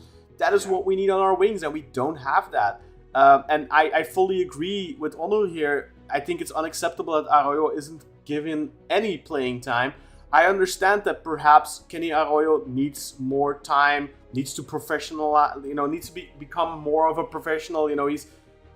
I rewatched that interview earlier with Ole from earlier in the preseason, talking about Kenny and talking about Ella, and he said, okay, these are both young players coming from another continent, and they have to adjust, and they have to learn how to be professionals, and they have to, maybe stop joking around so much and all that kind of stuff. I understand that criticism, but I'm sorry, if your only option on the wing, your only real winger is Rashica, he didn't even play in this game, and you still don't even give 10 minutes to Kenny Arroyo, that is not okay. It doesn't matter to me how bad he is performing in training. If that is the case, we don't know. Now, I do have to say, we were saying a lot of the same stuff about Giovanni van Bronckhorst 10 months ago, when he wasn't playing Semih Kılıçsoy, because we didn't know why he wasn't playing Semih Kılıçsoy. It didn't make any sense to us. Yeah, and then slowly, now we kind of know. and now we slowly learned, and we got we got some information, and now we know that that Semih wasn't a hard worker in training, wasn't doing his best, wasn't listening to instructions that he, how he had to run and all that kind of stuff. So there was a lot of issues with Semih behind the scenes that we didn't know at the time. It is perfectly plausible, and I think very plausible, that there's similar issues with Kenny right now, where he isn't exactly listening to the coach. And that to me is... One rebuttal here. Just a second. Just a second. Just a second. Sorry, go ahead. Yeah. To me, that is enough to justify not starting him. It is not enough to justify giving him 0 minutes. He still needs to get some playing time. And at the end of the day, training is training. Real matches are matches. It's a different world. If he can show quality on the pitch in real games, that is the most important thing. If you look at Rafa Silva, for example, I don't know if he's a great trainer. I've heard that he, for example, doesn't do certain exercises that all the other players have to do with weights and all that kind of stuff. But he makes a difference on the pitch, so he's afforded a little bit extra. I understand Ole is kind of like, okay, this is a 19-year-old kid. I can't afford him stuff that I afford a 32-year-old. You gotta make the right habits. But I understand he wants to drill that into this kid, but he's shooting himself in the foot. And he needs to stop doing that. He needs to stop shooting himself in the foot. One thing I will say that's positive is he stopped playing Rashica. He fully didn't even bring him as a sub. He didn't play him, but maybe he had a small injury or something, right? We don't know. Well, it seems like it was mostly the fan backlash. I don't know. We'll see. Yeah, I guess there's question marks about that. I hope we never see him play again. But, okay. With that said, don't abuse him online, people. This is between us. Yeah. I hope he doesn't watch the show. Yeah. Well, if he does, that's his own. That's his prerogative. That's his problem, right? Yeah, it's true. He shouldn't watch this show. Okay. There's some folks who should, but he's not one of them. But so Carlito said, top tip, watch today's training session, first 30 seconds, and you'll see how, quote-unquote, motivated Kenny is in training. So I think that's maybe a defense of Ole. And yeah, I mean, I don't think Con and I necessarily disagree. Obviously, again, in a perfect world, we'd have, like, 2 really good wingers, and we could be like, you know, you should be playing, but you're not because of your attitude, kid. So get it together. But also, the problem is that we're playing. Yeah, but also, if you look at the lack of playing time Kenny got in the previous 6 months, I think it's also very difficult for a player who comes in. He was a very important player at his club in Ecuador. He made a big move. That's a big career move for him. Also for us, we paid a lot of money for him, $5.5 million for him. So that's a big transfer for us as well. He came with certain expectations of playing time, I think. Maybe he wasn't super professional when he first set foot in the club. He got number 10, big responsibility, but then didn't end up getting a lot of playing time. I think there's a lot of factors in there. So maybe right now he isn't giving it everything in training. Maybe he's moping a little bit. But he's also still a 19-year-old kid. And you have to manage a 19-year-old player differently than you manage a 32-year-old player. Yes, you can still shape him, and tough love sometimes is necessary, but also sometimes you have to put your arm around them and all that kind of stuff, right? Like, you have to kind of learn how to get the best out of someone. And I don't think you're getting the best out of Arroyo by not playing him and frustrating him. So I think, honestly, from what I can see, from the outside looking in, I think Ole is handling him poorly right now. And that is my major criticism of Ole, because I support him in a lot of other criticism. I support him, but I think his handling of Arroyo so far, from what we see, and we have very limited insight, from what we see from the outside looking in, it looks poor. Yeah, leave something to be desired, we could say. It's almost Şenol. It looks like Şenol Güneş. I was gonna say and that's not good. Because Şenol Güneş killed a lot of promising careers at Beşiktaş by not giving those players their playing time and giving them confidence and all that kind of stuff. And I don't think Ole is like that. I definitely think he has a valid reason, in his opinion at least, but I still think he should be giving him 10-15 minutes. And I think he should be giving it. I think Kenny is probably someone you need to give positive reinforcement instead of negative reinforcement. Some players respond well to negative reinforcement because they get triggered. And I think the real winners, like for example Tammy Abraham, you know how he responded after the match last week. It's like, oh, we'll see about that next week. You know, you're celebrating on our pitch right now. I think that's a certain mentality that some players have, and they're gonna then, you know, go and transmit that. Hopefully. Exactly, but not everyone's like that. Some players need, you know, a different approach, and I don't know Kenny personally, so there's no way for me to tell. But you know, at the moment, I mean, if his social media thing this week suggests anything, I mean, he's clearly sort of emotional and sensitive. So I mean, that suggests what you're saying. Put your arm around him. And you know, you're bringing in a 19-year-old kid from a different continent, like you say, new environment, all that kind of stuff. It's important that you also help them off the pitch, not just on the training, not camp, not just in the matches. You also need to help them, and this is the responsibility of the club, that you create an environment where these young players are set up to succeed. And right now we don't have that environment, and I hope that Ole can create that. But at the moment, you know, it's not looking good, in my opinion. That's yet to be seen. Yeah, I mean, maybe.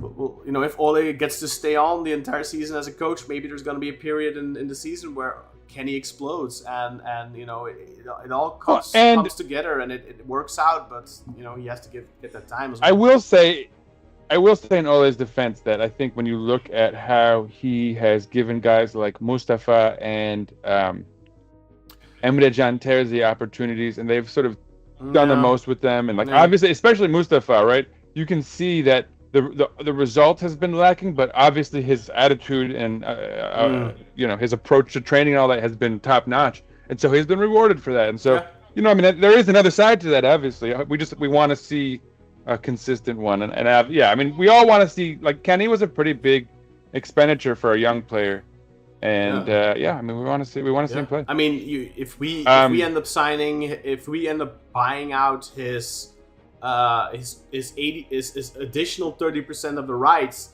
to have a total of 80%, he will cost 9.2 million euros, making him our fourth most expensive transfer ever, or fifth most expensive transfer ever. Yeah. So I mean, you know, that's somebody we're putting a lot of nothing to sneeze at. He's a big investment. He's not like with Elan Ricardo. It's like, okay, you know, he cost us 1.9 million.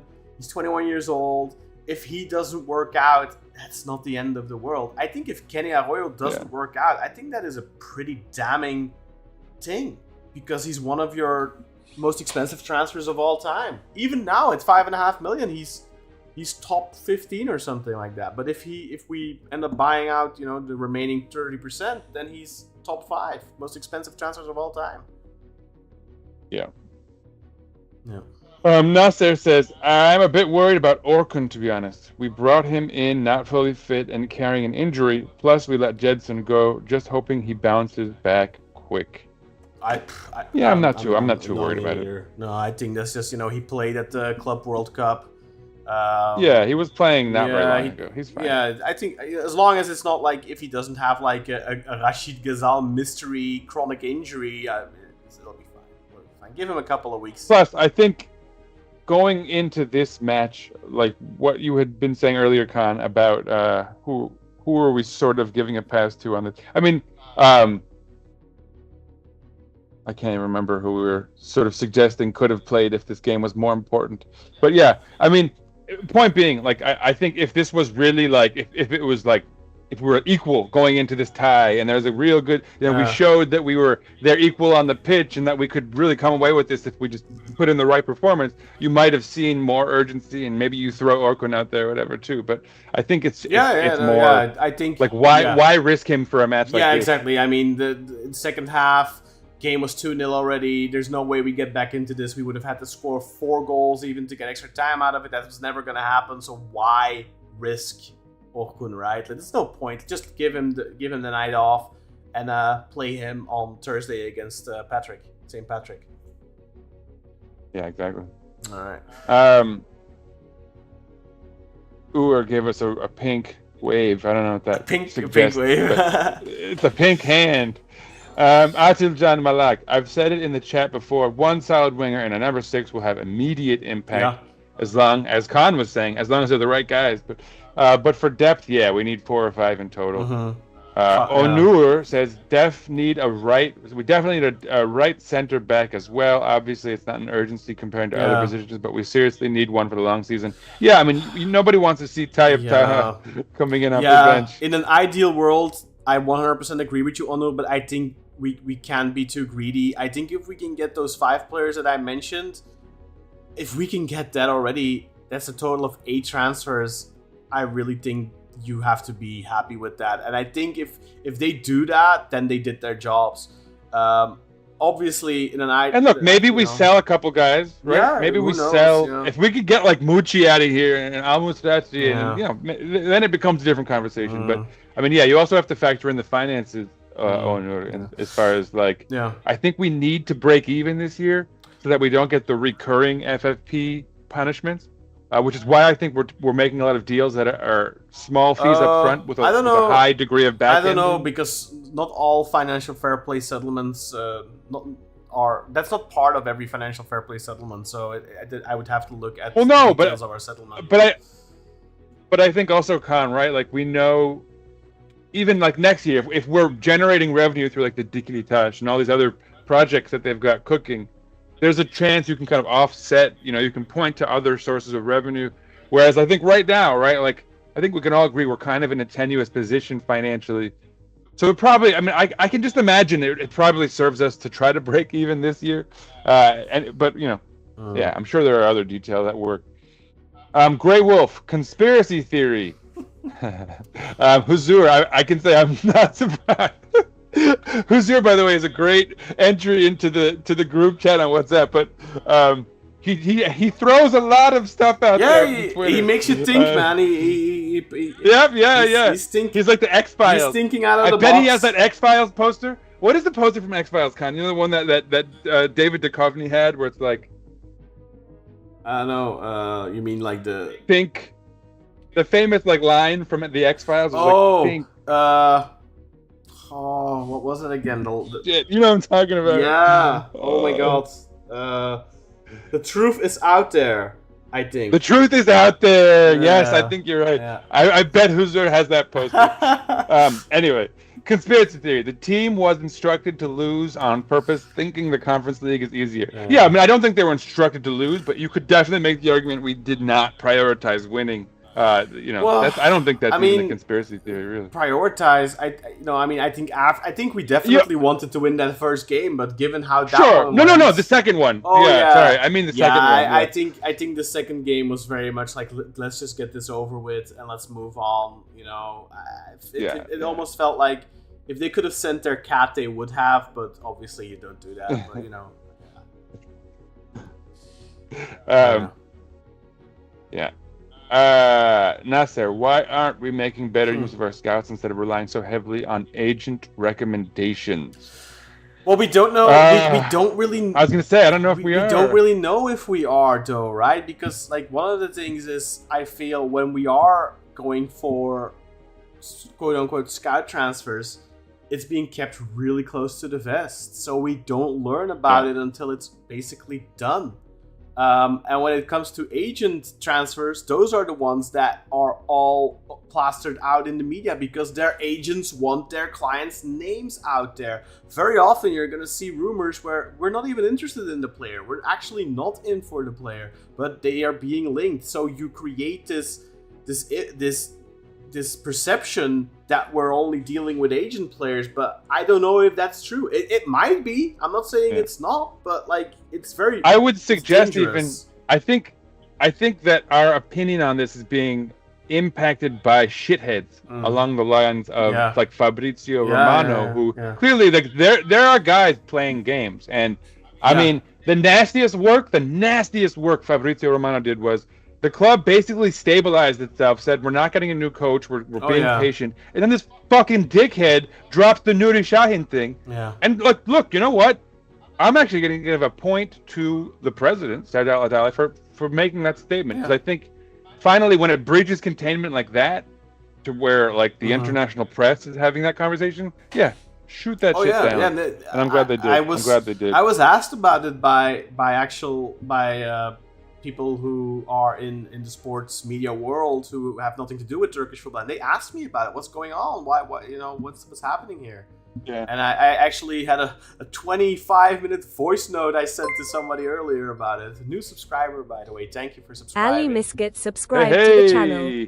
Hey, Ali Misket. Hit the notification bell as well, please, Ali, and thank you very much for subscribing. And everyone else, of course, if you haven't hit that notification bell and you haven't hit that subscribe button, please hit that subscribe button now and hit that notification bell. Hit the like, give us a thumbs up. We're here each and every week after every game talking about Beşiktaş, but also, of course, when it comes to transfers, European opponents. I actually have... This just dawned on me as well. I have to go out and find somebody to talk to about St. Patrick's. Well, I was going to suggest, Con, we have in our group chat, which is crazy, there was like a lurker. I don't know if Sophie Martin. Yeah, Ronan. Yeah, she was there. Ronan, yeah. But so she's from Sophie. Sophie is so there's a Sophie Ronan. So Ronan is a fan of the rival team of St. Patrick's. Sophie Martin in the group chat. Grew up a fan of St. Patrick's, she said. So, what, really? I didn't see that conversation. Yeah, it was one of the late night, on the U.S. time zone conversations. Check it out, though. We have some interesting people in the group. That could be a fun, Sophie Martin? At least at the fan level. Yeah, I mean, I didn't, Okay. There's a woman in the group chat. Hooray! I thought these scumbags would have chased them away a long time ago. No, I'm kidding. It's a good group chat, actually. No, if you are a female watcher, a viewer of this podcast, join that. It's a good group of guys, no assholes. I completely missed None that. Of the, I've been in much worse group chats for women. Anyway, Nasser continues, and with the current midfield setup, do you see Orkun thriving long term or struggling without the proper support? Of course he's gonna. Nobody's gonna. I mean, our midfield right now is a mess without a proper six. Like nothing's gonna work. Nothing's gonna function. We need that six. But that would not have been any different if Gedson would have stayed. We still would have needed that six. And I've made this argument on the VIP podcast this week that in an ideal world. I want to lead with the fact that I'm a huge fan of Rafa Silva. I think he's an amazing player, but I think in an ideal world, if you want to have the strongest midfield possible, you would have kept Gedson, and you would have gone Orkun, Gedson, and a new number 6. Because the problem with Gedson these past couple of years has been he's been that number 8 in a midfield with a 6, an 8, and a 10. Where the 10 is really more a second striker, and you expect different things from that 8, and he needs to be able to pass the ball and all that kind of stuff. But if you have a system where you have a 6, you have 2 8s, where one of the 8s is more of an offensive playmaker like Orkun, and then the other one is a box-to-box midfielder or runner like Gedson, I think Gedson would look a lot better in that system. I think Orkun would look very good in that system. And I think the number 6 will support both of them and enable them both to play their best football. Right now, I think with Rafa Silva playing so close to the striker, you're essentially playing with 2 midfielders. So Orkun's going to have a lot more defensive responsibilities than he would in a midfield with Gedson and a 6, which is going to somewhat diminish his productivity. So I think in an ideal world, I made this argument in the VIP podcast that keeping Gedson would have made more sense and selling Rafa. But obviously, Rafa is 32 years old. You're never going to get the money he's worth to us. Realistically, Rafa is a player that's 30, 35, 40 million euros. For us, that's what his value is. But nobody, except for if a Saudi club really wants him or something, is going to pay that type of money for a 32-year-old player. Nobody's going to pay that. What was that rumor? Was it Dortmund who was going to pay 11 or something? I think 9 was the rumor. But see, I think that's real. 9 plus. I think that's realistic. You're gonna, if you would sell Rafa and there's somebody who wants him 10, maybe 15. But I think Rafa, that's crazy to sell Rafa for something like that, right? If you sell Rafa for 10 million euros, that's insane. So obviously, for the club, arguably the best player in the Super League right now. So in an ideal world, that's what you do. You sell Rafa for 30 or so, and then you keep Gedson. But in reality, Gedson is the one with the bigger transfer value. So you sell him and you keep Rafa. But obviously this midfield isn't gonna function without a proper 6. It's not gonna, and we need. I would say obviously we need a really really good winger. We need a marquee signing winger, somebody who can, step into the footsteps of Rachid Ghazal and Ricardo Quaresma. But we also need, I think, a 6, a generational 6. I think we need that. I agree. Yeah, our next Atiba, right? Atiba, we need. I'm gonna read 3 messages. Joseph de Souza. Yeah. Oh, Joseph was great. Yeah. I'm going to read 3 messages by Nasser because they all tie in. So I think it's one thought, essentially. I said on the chat that you can, by the way, check out the group chat. Click that QR code right there. I think I found it now. He said, I said in the chat that you can see the lack of cohesion in transitions and pressing. Tammy goes to press, but others don't join in because they're not pressing players. That disconnect kills both our defensive shape and attacking creativity. We lack the personnel for how Ole wants to play. Before preseason, there was a quote saying Ole and Mo want a more structured, progressive build-up with controlled transitions. You'd like that, Con, if that's true. There are his. That's it. Yeah, and that's very. I mean, and I think he's right. I noticed that especially in the first game where Tammy was constantly trying to lead the press, and he was always, he was very eager. Clearly wanted to make a good impression on his debut, but also in the second game, I think he did. And kudos to Tammy. But where were the other players? Where was Rasica?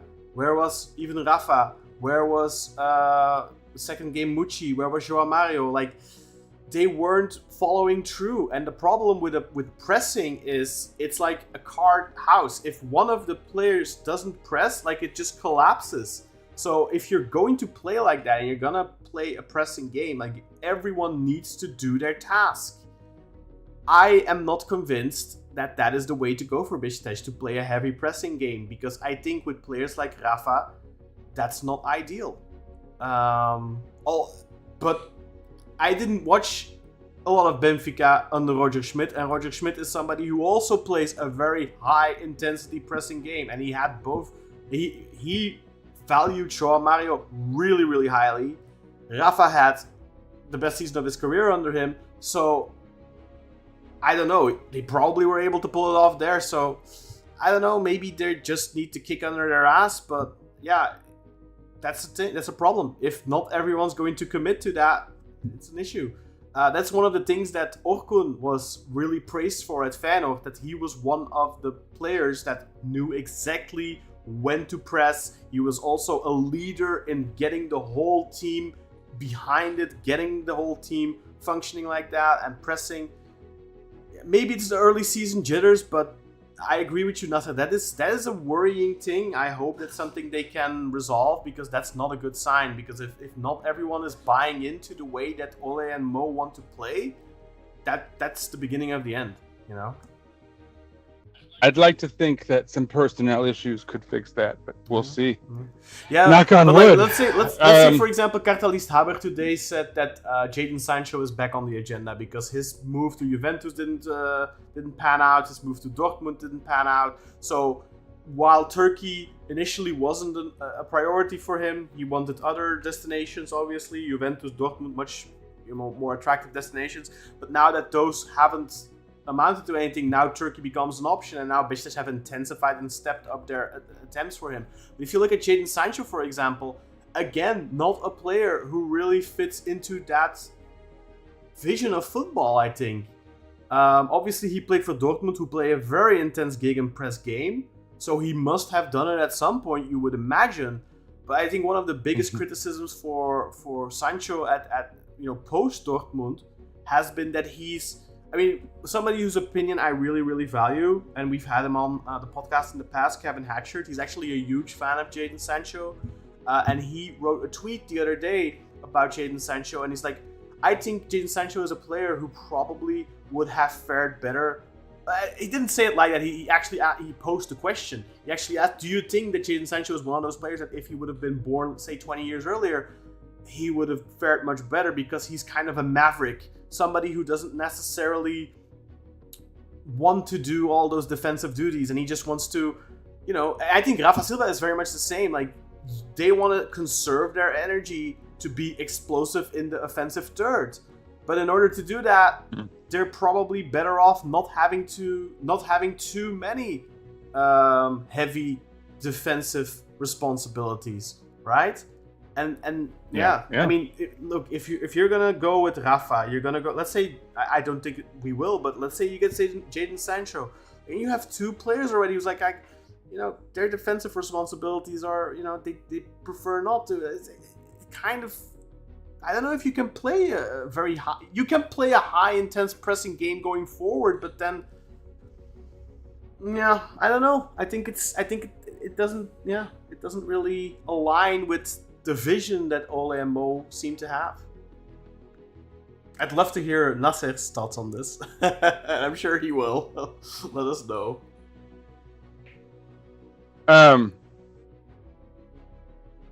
He will.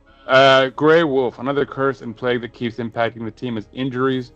When a player is finally getting its groove on, he gets injured, and or when the team starts to gel, multiple injuries. Yeah, that's where depth is key. Hopefully we have the flexibility to get them. One of the advantages. He says, Khan, you said number 7's name. Put a penny in the jar. Yeah, I'm gonna say it again. I'm saying it again. I'm not gonna cyber bully him anymore. There we go. But there we go. The thing with that is I completely agree with you, but obviously we can't expect us to go from having not even a proper starting 11 to also having like an 18-man squad that is full of players that could potentially start. It's not realistic. But I do think that one position is extremely, extremely important, and that's the striker position. Because if Tammy, right now, for example, he's not 100%, right? So he can't play full 90. Like, that is going to be a big issue if we go into the season without a proper backup striker. Because if we go into the season with only Mustafa Hekimola as our backup, he's back in training since today, I think. Like, that is a big issue. Because if you see Mustafa, like, this past season coming off the bench, he had a couple of games where he had an impact, but most games he was a non-factor when he came on as a sub. So and I've been hammering this point home for over 12 months. We need very, very desperately a good backup striker. We haven't had one since Cenk left. And really, we haven't had one since Cenk got injured at the end of the 2022-23 season, because he was bad in 23-24. So we haven't had a proper backup striker for 2 seasons, and it's been really, really detrimental because it's caused us to drop points in a lot of games where maybe if we would have had an ace on the bench to come on and have an impact, where we could have maybe scraped by more points and maybe could have at least secured that 3rd place and the straight qualification to the Europa League, and we wouldn't have to deal with all these qualifiers right now. But, now we have a bunch of stuff about Kenny from that part of the conversation. Denik Hayatim, who's a new commenter, welcome, sir, says some players need more time and work to improve. We should provide him the right opportunity. If we can't use him now, our fans expect a Kevin or Alisson performance, but every player is different.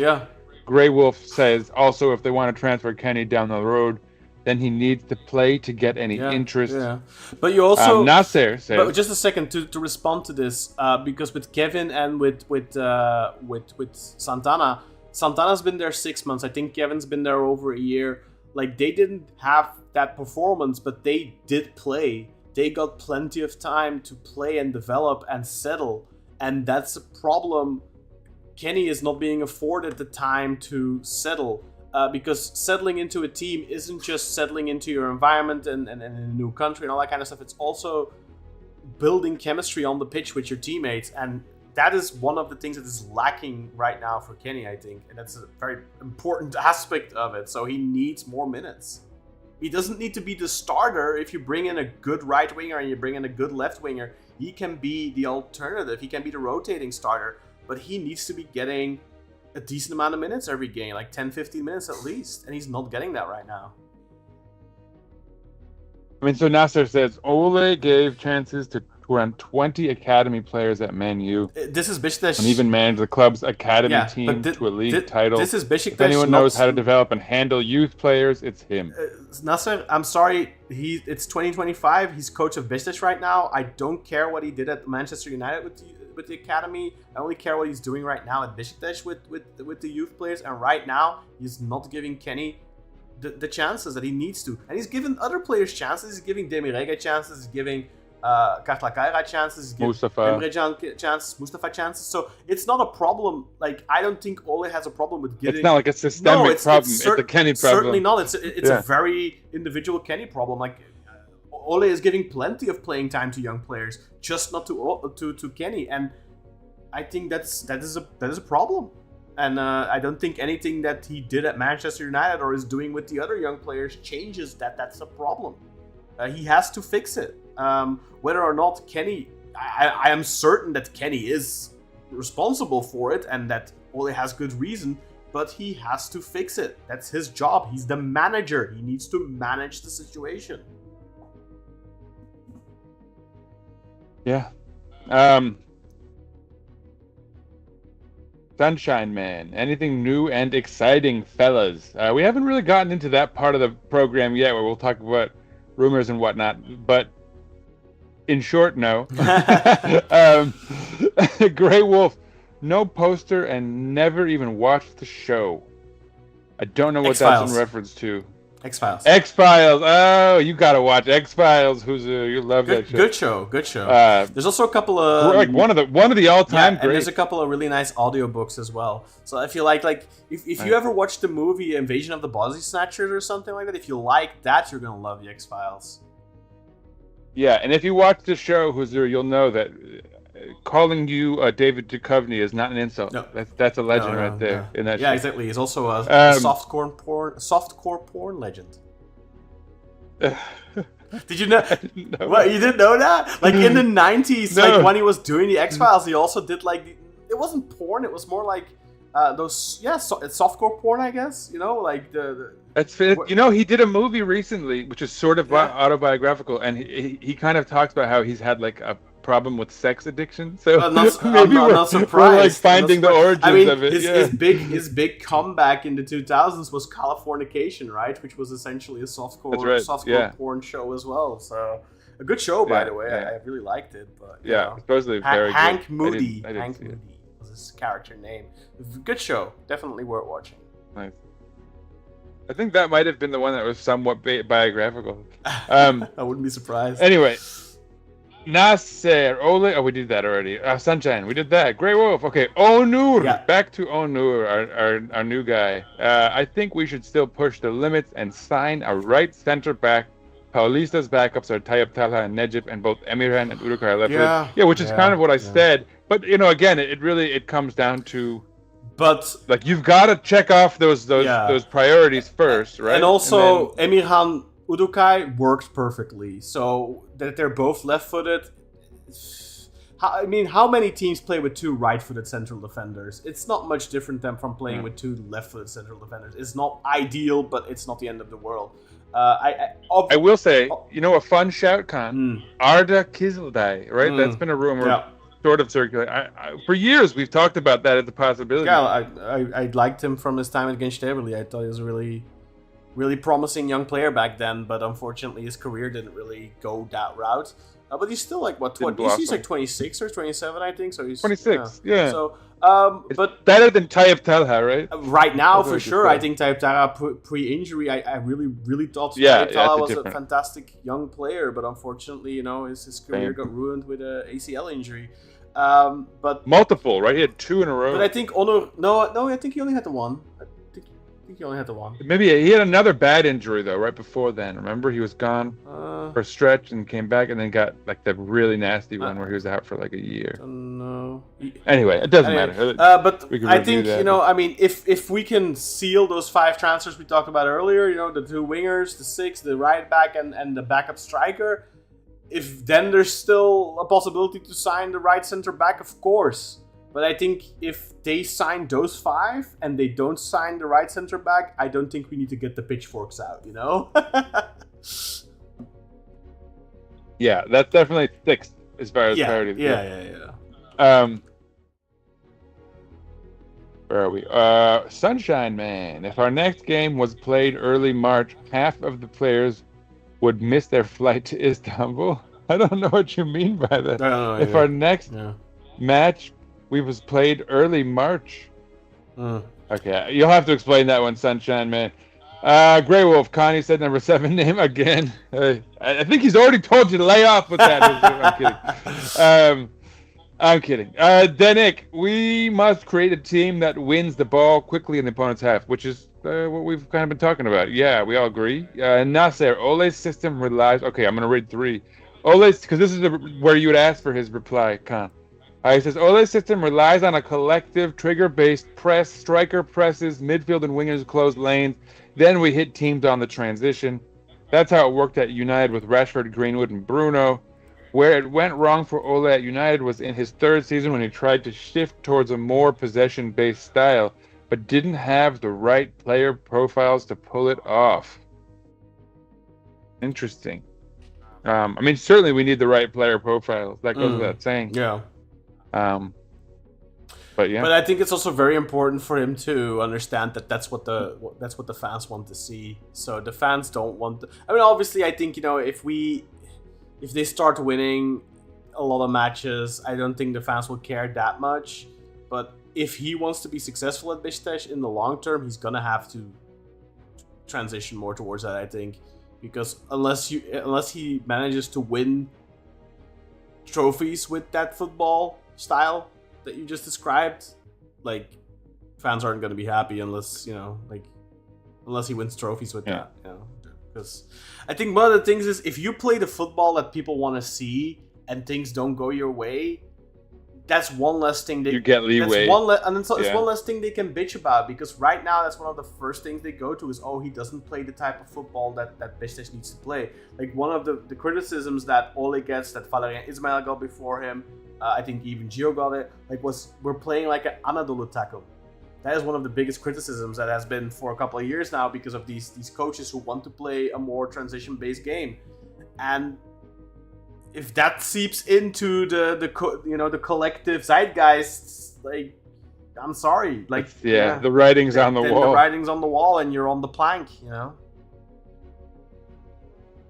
Nick, this is probably the perfect segue into this next section. And then Carlito, I'm disappointed with you, Ura.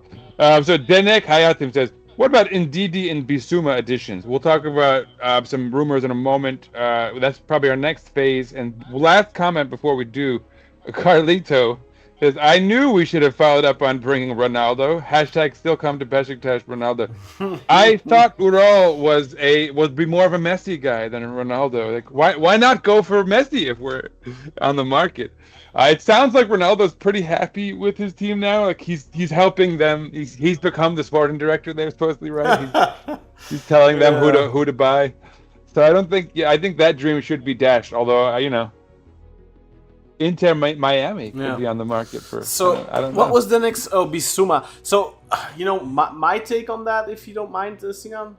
I think Fener was linked with him, right? Like 2 weeks ago or something. Uh-oh. No, but I think Who? If Bissouma or Ndidi? Bissouma. So I'm sure they've been linked with Ndidi in the past as well. So my take is, if Fener can't pull it off, we're not gonna pull it off either.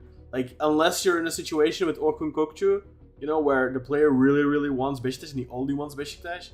Like, if Fener don't have the financial means to bring Bissouma, to bring Højbjerg, to bring this, to bring that, if a name has previously been seriously linked to Fenerbahce and they were unable to figure out the financial package, we're not gonna do it either. We don't have the financial power that Fenerbahce have.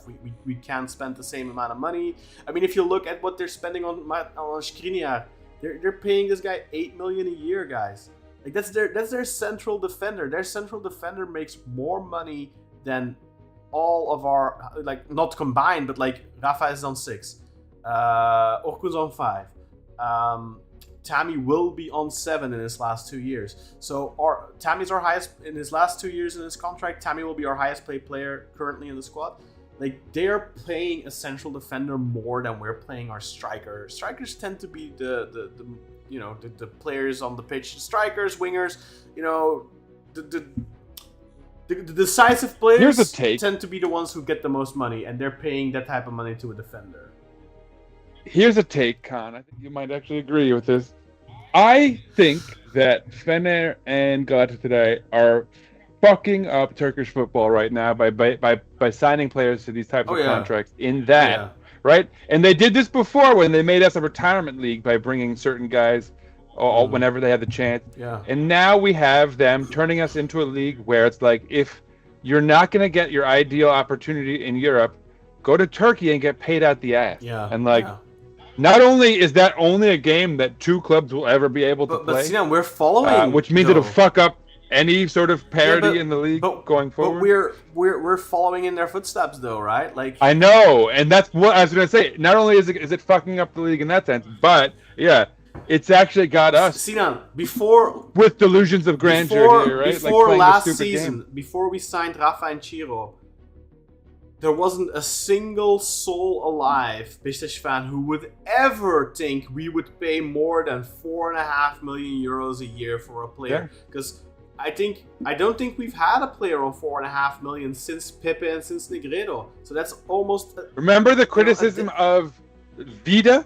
Yeah. Domagoj Vida? Yeah. He was making 3 million a year and people were going crazy. And now 3 million a year seems like peanuts. It's and that happened in the span of 2 years, because it all started with Icardi and those guys. It started there, where they started paying those people like 10 million a year. ridiculous money. And now suddenly, like we're talking about, Jadon Sancho wants $5 million a year. That's doable, right? It's like how quickly perception changes, because for the longest time our top paid players were on $3.5 million a year max. I don't think anyone has exceeded that since Pepe and Negredo until last summer. Until now. Yeah. And now €3.5 million is like, we could give that to a ride back. Yeah. No, it's yeah. Yeah, it's insane. It sucks, it's insane. frankly. It's insane. I hate what these clubs keep doing to our country, to our country's sport. I think we comment. Jan okay. Atash says hello from Denmark, guys. Jan Atash. Hello. That sounds like another half and half, Yeah. like you or I. Yeah. Umer Gunal. New management saw the mistakes of the previous board and said, "Yeah, we can match that easily." Yeah. Umer, Mr. Positive, back in the chat. Jan, don't forget to hit the subscribe button if you haven't already. Hit the notification bell. Yeah. And scan the QR code that you see in the middle of your screen there to join our WhatsApp community. That goes for everyone who's new to the channel, who isn't on the WhatsApp community yet, or if you're old to the channel and you're not in the WhatsApp community yet, grab your phone, scan that QR code, and join us in the WhatsApp community. And of course, if you're not yet subscribed, hit the subscribe button, hit the like. We really appreciate that. It helps us a lot with the algorithm and such. Let's talk about the transfers now then, Sinan. Rumors. Rumors. I mean, let's talk about the concrete stuff first. For the longest time, we've been clamoring for outgoing news, and Beşiktaş have potentially broken their outgoing transfer record with selling Gedson Fernandes to Spartak Moscow for a total of 20.7 million euros, but an additional 7.3 million in add-ons. If all those add-ons are met, Sinan, he will be our most expensive outgoing player ever at 28 million. Currently, the record stands still on Cenk Tosun's name for 22.5 million euros. But supposedly 5 million of that 7.3 are easy bonuses. So realistically, we're gonna get almost 26 million for Gedson. So he's almost certainly becoming our record outgoing transfer ever. I think throughout the episode we've already talked about our appreciation for Gedson. I'm a really big Gedson fan. I think he has been very much overhated and underappreciated. I think we're gonna end up missing him. I hope we're not, because obviously if we end up missing him, that will indicate that something is not right in our team. So I hope we're not gonna end up missing him. But thanks a bunch to Gedson for his service. Right, great soldier to the club. I think Orkun could be one of our best players ever, and I might still miss Gedson in a funny way. And it's not because of his performance not being replicated, but just he was a good warrior. And that moment last year when Fener, you remember, he was stepped up to take a penalty and they put lasers in his eyes and he missed it, and then what did he do? He came back 5 minutes later, bam. Remember the way he came in, stole the ball off of a slightly lazy pass, just there to capitalize on a mistake. That kind of warrior combative spirit, I'm gonna miss that no matter what. And even if someone comes in is even better than him, which I expect. And Sinan, he won both the two derbies we won in the second half of the season against Galatasaray and Fenerbahce. He scored the winning goal in both those matches. You can't undervalue that either, right? Was he a player of the decisive pass? Was he a player that frequently scored clinical goals? This past season, he scored a lot of clinical goals, but generally in his 3 years at Beşiktaş, he didn't. He wasn't really a goal scorer. He wasn't He wasn't the player of the final pass. He certainly didn't have the clinical final pass. It was one of his biggest criticisms. But at the end of the day, he was a very, very valuable player. Thrived on those big match situations. He was always one of the standouts in the big match situations, both in Europe and in the league, in the derbies. And a player like that, I think everyone wants a player like that, right? And I would not be surprised, because he's only 26 now, Sinan. If he goes to Russia for 3 years, his contract ends there. I wouldn't be surprised to see him come back at 29. Wouldn't be surprised. I would love it. I also wouldn't be surprised if Fenerbahce spent a lot of money on him next season. Yeah, that's true. That's true. I was gonna say it's either that or the other. No, and I think a lot of people will overlook his contribution to our European campaign last season. Oh yeah. If we had somehow snuck out of the group stages, he could have had one of those like legendary, right? Because like he had it in him to carry us through a couple of those matches. Scored some great European goals as well, right? Like against Lugano, and let's not forget his winning goal against Lyon. I mean, you know, I think Gedson, 12 goals last season. 12 goals. That's insane for a box-to-box midfielder. Yeah. You know, that's great. It's great. Hashtag give me those eyebrows. That's what I have to say. Yeah. I think we need to start an online campaign for this because full story here. Full story. Our friend Carter, who everyone knows, co-host of this podcast on a very short summer break, has a twin brother who goes by the name of Özcan. And Özcan was, you could almost call him the president of the Gedson Haters Club for a while. I lost track of that group chat. I don't know how that group chat went after. I definitely think Sally was. He was up there. Sally was the president, but Özcan was. I don't think Özcan ever hated Gedson, but he definitely didn't see the light. He didn't see the value in Gedson for sure. And he was very critical of it. Yeah, no doubt. So please continue with your story. And so he said there's no way that Gedson ever earns us more than 12 million euro, which ironically he made more than double for us. So I almost wish we could start adding more things he has to shave because of how wrong he was. But so he promised, he's like, if he makes more than 12 million, I will shave off my eyebrow. And he has not. He has said I don't know. I think that might have been the other group chats. So you might have not seen it. But he said, "Oh, that was only for last season. That doesn't count now." Oh, what the fuck is that? What a cop out! What a massive. This season hasn't even started yet. Massive cop out. Massive cop out. It's like such a. I mean, he's never gonna live that one down, man, unless he actually shaves off his eyebrows. But I think he's too much of a pretty boy. He's a pretty boy. Yeah, he's not gonna do that. He's not shaving off his eyebrow, man. Like I'm sure he looks at himself in the mirror every day, so he's not gonna shave off his eyebrows. No way. Which is a shame. Yeah. But hashtag Özcan shave your eyebrows. Let's start it. Let's get it trending, guys. Hashtag Özcan shave your eyebrows. Come on, let's get it going. At least in the group chat, everyone go into the group chat right now and just write hashtag Özcan shave your eyebrows. Okay, I'm just gonna write. I'm gonna write this hashtag in our chat. Or how about them brows? No, just Özcan shave the brows. Man. Yeah. You do that. I'll let's see. We got a couple comments since then. Umer, new management saw them. Oh, we already did that. Grey Wolf, that's what I said in the group chat. In changing the identity of the club and what made us successful, the fans were getting jealous in what Fenerbahçe were signing, moved away in what made us successful to chasing the Jones. Need to go back in what made us successful, which was the Seba years. Beşiktaş is not a rich club and unable to keep up with the other two.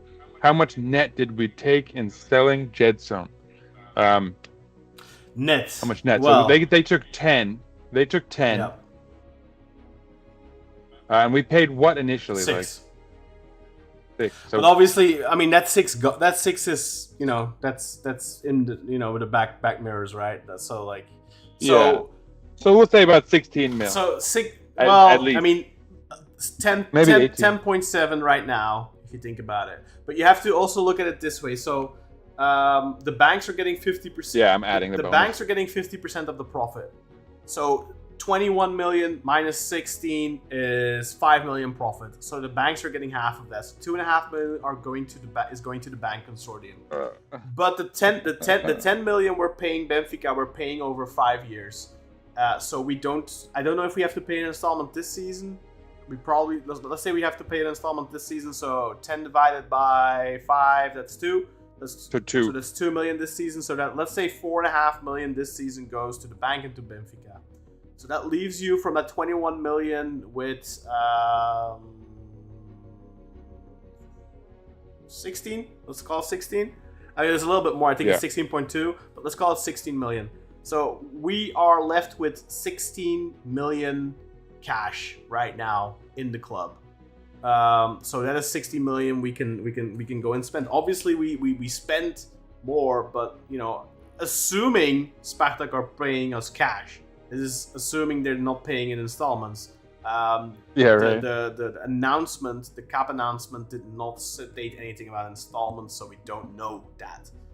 So if they are paying everything up front, which I kind of think they probably are, because that makes it only really this is only beneficial to us really if we get that money now, because that money then gives us the possibility to make transfers. Because if you think about it, we had spent so far this window, I think we've spent 2 million on Tammy. We didn't pay anything for Orkun yet.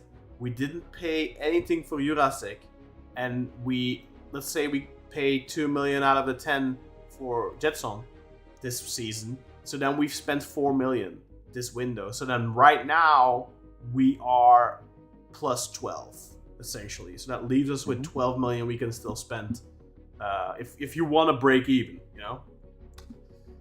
That's the quick calculation. Yeah.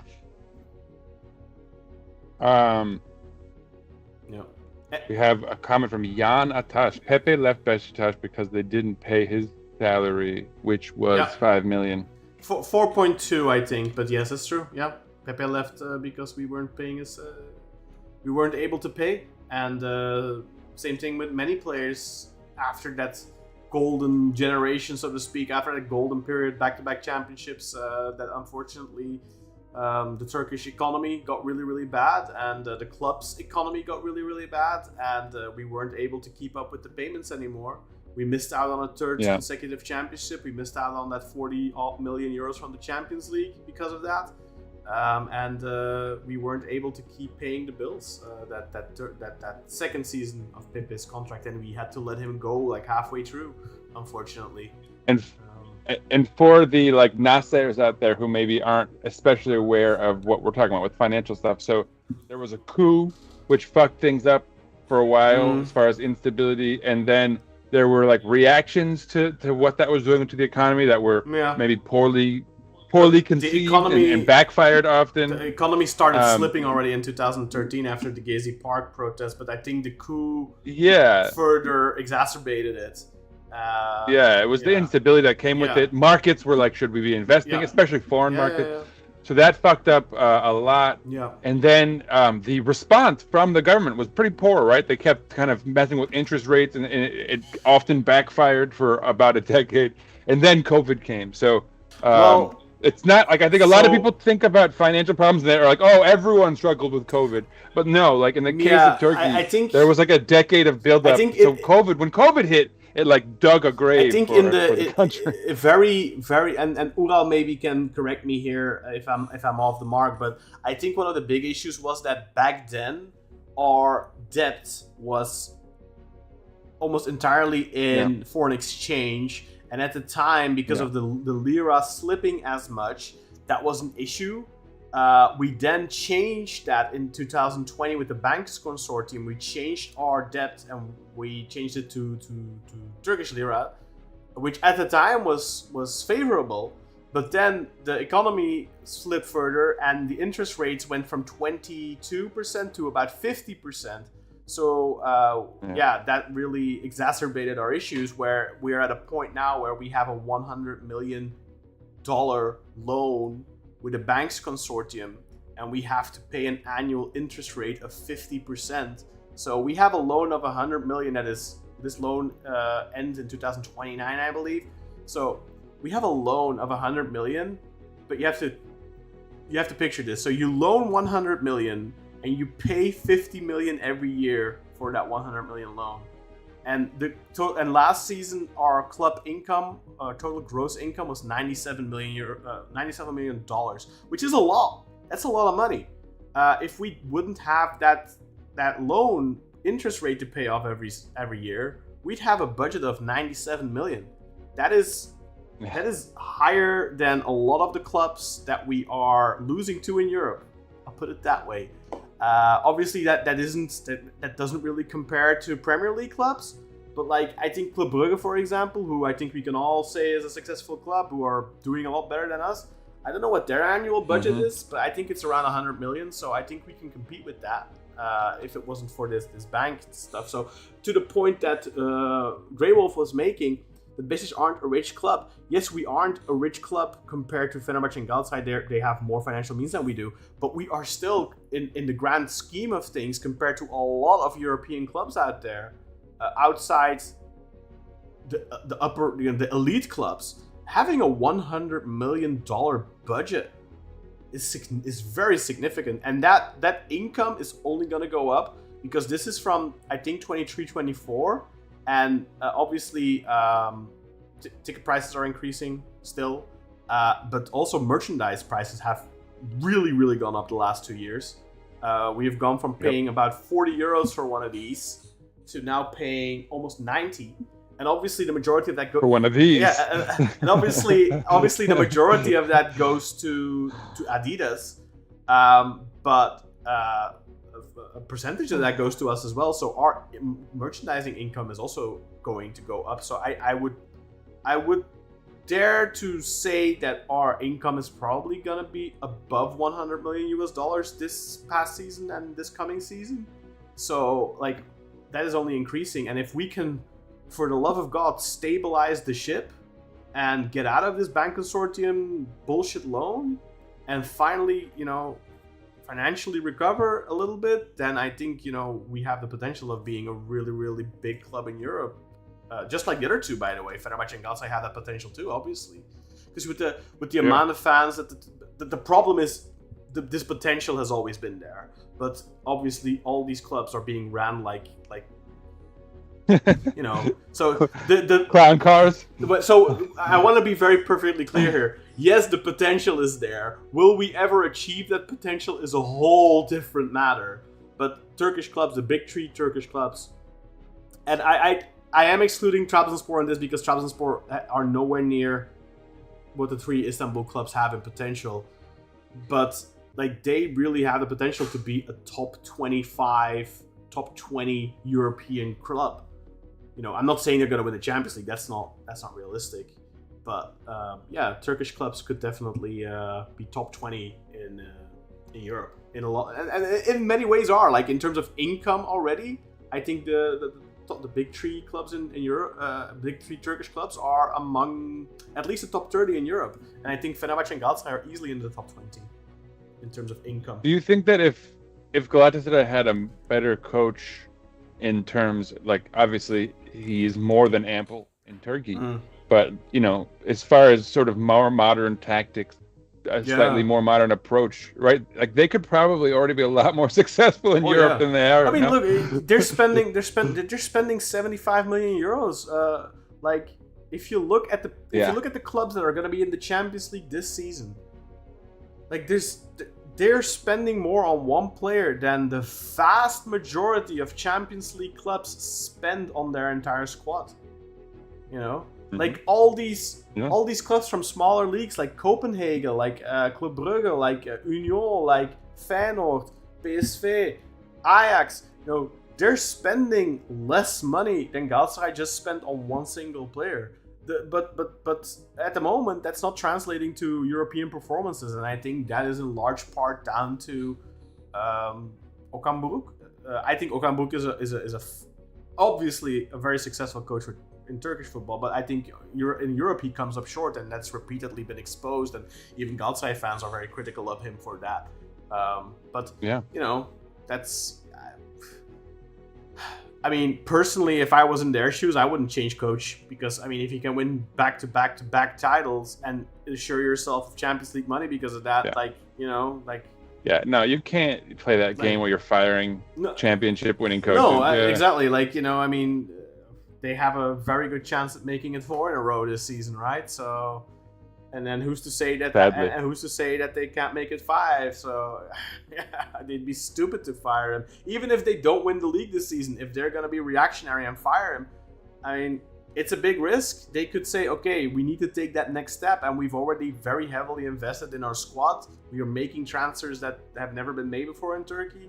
Our next step is to now bring in a top coach. yeah, okay, maybe that works. Maybe it blows up in their faces. I mean, look at Fenerbahce. They brought in a top coach, and it hasn't worked out for them so far. So. No. And they're Yeah, I mean, look, they're spending close to the same so money. what would be worse, Khan? If they were to finish in second place, but in a neck-and-neck battle with Fener, would that be worse than if they had just a complete shit show again in the Champions League stage? God, I hate saying league twice. Champions League stage. You'd have to ask a Galatasaray fan. I personally don't know. If that was Beşiktaş and we just won 3 titles in a row, and if you ask me, okay, oh yeah, we'd be thrilled. If you ask me, okay, a good run in the Champions League and neck and neck second place with Fenerbahce, I probably, after 3 championships in a row, I'd probably take the really good Champions League performance, because second place in Turkey also gives you a spot in the qualifiers for the Champions League. Yeah. Qualifiers though, right? So which are not easy. I might take it. It kind of depends. I don't know. I mean, honestly, I think quite frankly, I think I prefer 4 in a row. Because at the end of the day, the Champions League performance is ego. Because as a Galatasaray, as a Fenerbahce, as a Beşiktaş, you're participating in the Champions League not to win it. You're not there to win it. You're not winning it. Yeah. Until you are at a point where you can realistically start dreaming about winning it, I think it doesn't matter whether you get 12 points, 15 points, or 0 points. The single most important thing about the Champions League is the money you get. And obviously, the more matches you win, the more money you get. But the majority of the biggest chunk of the money you earn is just from participating. And I think, I mean, I could see if they got 0, I could see him on the hot seat. They got 0 points in the league stage. But I think that would mean they've lost to some Swedish teams, right? But at the end of the day, securing that Champions League ticket again the following season is what's important. And winning the league secures you that ticket, guarantees you that ticket, guarantees you 40-odd million euros. Whereas second place does not guarantee you shit. And then, and we all know, know how Turkish clubs perform in early qualifiers, right? So it's risky. It's at the end of the day, can't guarantee you're going to get those transfers in on time. We had a fantastic Champions League campaign in 2017, 2018, unbeaten in the groups, won all our away games, fantastic. And then the very next round we play against Bayern München and we get embarrassed twice. So yeah, I would have taken a championship over that group stage if I'm honest, man. I would have taken a 3rd championship in a row. I think the club right now would be in a better position if we would have done 3 in a row. If we would have done a 3-peat, we would have been in a financially far better position right now, because we would have secured that Champions League money for a 3rd season run. I fully agree. I fully agree, especially given where that club was. Like that 3rd title would have gone a long way, and people often forgive Channel because of that, and I feel like it should be the opposite. Yeah. Like, 100%. Prioritizing the Champions League was a vanity move, especially maybe for him in his career where he was at that point. Well, I think for a lot of players as well. I think a lot of players. Of course, for the players you assume, no, but that's what I mean. The players you assume they're gonna kind of be slightly more shallow in that sense. Yeah. So it's almost the organization that has to overcome that and kind of that money, especially back then. That 40 million euros could have then propelled us for the next summer to first and foremost continue to be able to pay all our wages, but also to be able to bring in better players. But it wasn't to be. But I would definitely take the championship over the Champions League performance, honestly. Okay. All right. Any other rumors for us to address? We've got to talk about Semih. Semih's departure. Semih is officially gone. So besides Gedson, also, is there truth to that Jakub Arda Kilic thing? Yes, he's off to Novi Pazar. Yeah, he's off to Novi Pazar on loan. Novi Pazar on loan. But I mean, that's not a big thing, right? Like, he's a youth player. I mean, who knows, man? Maybe he becomes the next Demir. I'm kidding. I mean, we all he didn't go to Portugal. We all saw how Berkay Varda's loan spell at Sheriff Tiraspol worked out for him, right? So I mean, but yeah, Semih off to Cagliari.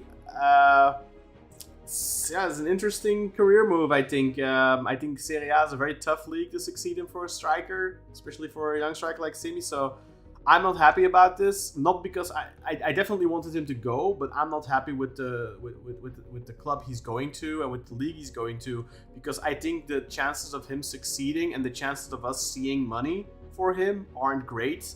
I would have much rather seen him go to Utrecht, for example, for the same conditions. 12 million buyout, 2 million bonus, 1 million loan fee. If we could have gotten that deal from someone Utrecht, then I think that would have been much better. Obviously, I think if Cagliari have a decent season, they're going to be much more capable of paying that fee than Utrecht are, because Cagliari more TV rights and all that kind of stuff. And if they manage to qualify for Europe, what are the chances of that, man? Like, I don't know where Cagliari ended last season, but like that's not really a team that usually flies super high in Serie A. So. Let's see. Yeah, I'm checking it right now. Let's see. So Serie A 2024-2025 standings. Let's see where Cagliari were. So they're not in the top 5, which I didn't expect. Okay, 15th. So they finished 15th. There it is, 15th. Yeah. So. What are the chances that he's gonna score 15 goals in that team, right? Like, and also, I mean, given the issues that he's had at Beşiktaş, I mean, I wish him success. I want him to succeed, not just so Beşiktaş can earn money on him, but also I think it's him succeeding is a good propaganda for our academy. So in many ways, and also just despite the fact that I'm disappointed with him this season, I still want Semih to succeed, because I think he's one of the biggest talents that has come out of the Super League in a very long time, not counting Arda Güler. I think he's, like, talent-wise, he has it all. He just needs to have the right attitude and the work ethic, and if he can sort that out, and if he can further develop and all that, I think, But Serie A is very difficult, but he's gonna have to, swim or drown, essentially. I mean, one thing I'll say is it should be good for his development. If he gets playing time, right? He'll have to be more professional.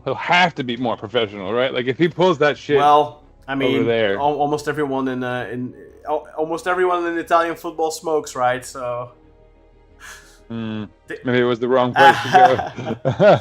No, I mean. Yeah, I mean, look, good luck. I want the best for him. I think he could still have a very promising career. It's almost surprising how young he still is, given he's 19. He's 19. It feels like so long ago when he had that magical season for us. It was just the year before last. Exactly. But, by the way, guys, throw out some of the names. If there's rumors you want us to talk about, throw them out in the chat right now, and we'll talk about those. Because we've already talked about Jadon Sancho a little bit, Sinan. I mean, it's Catalyst Haber. I don't know how much time you want to spend on that. Obviously, I think he'd be. I'm okay with it. Okay, I mean, the rumor I'm most excited about is the Frank Kessie. Yeah.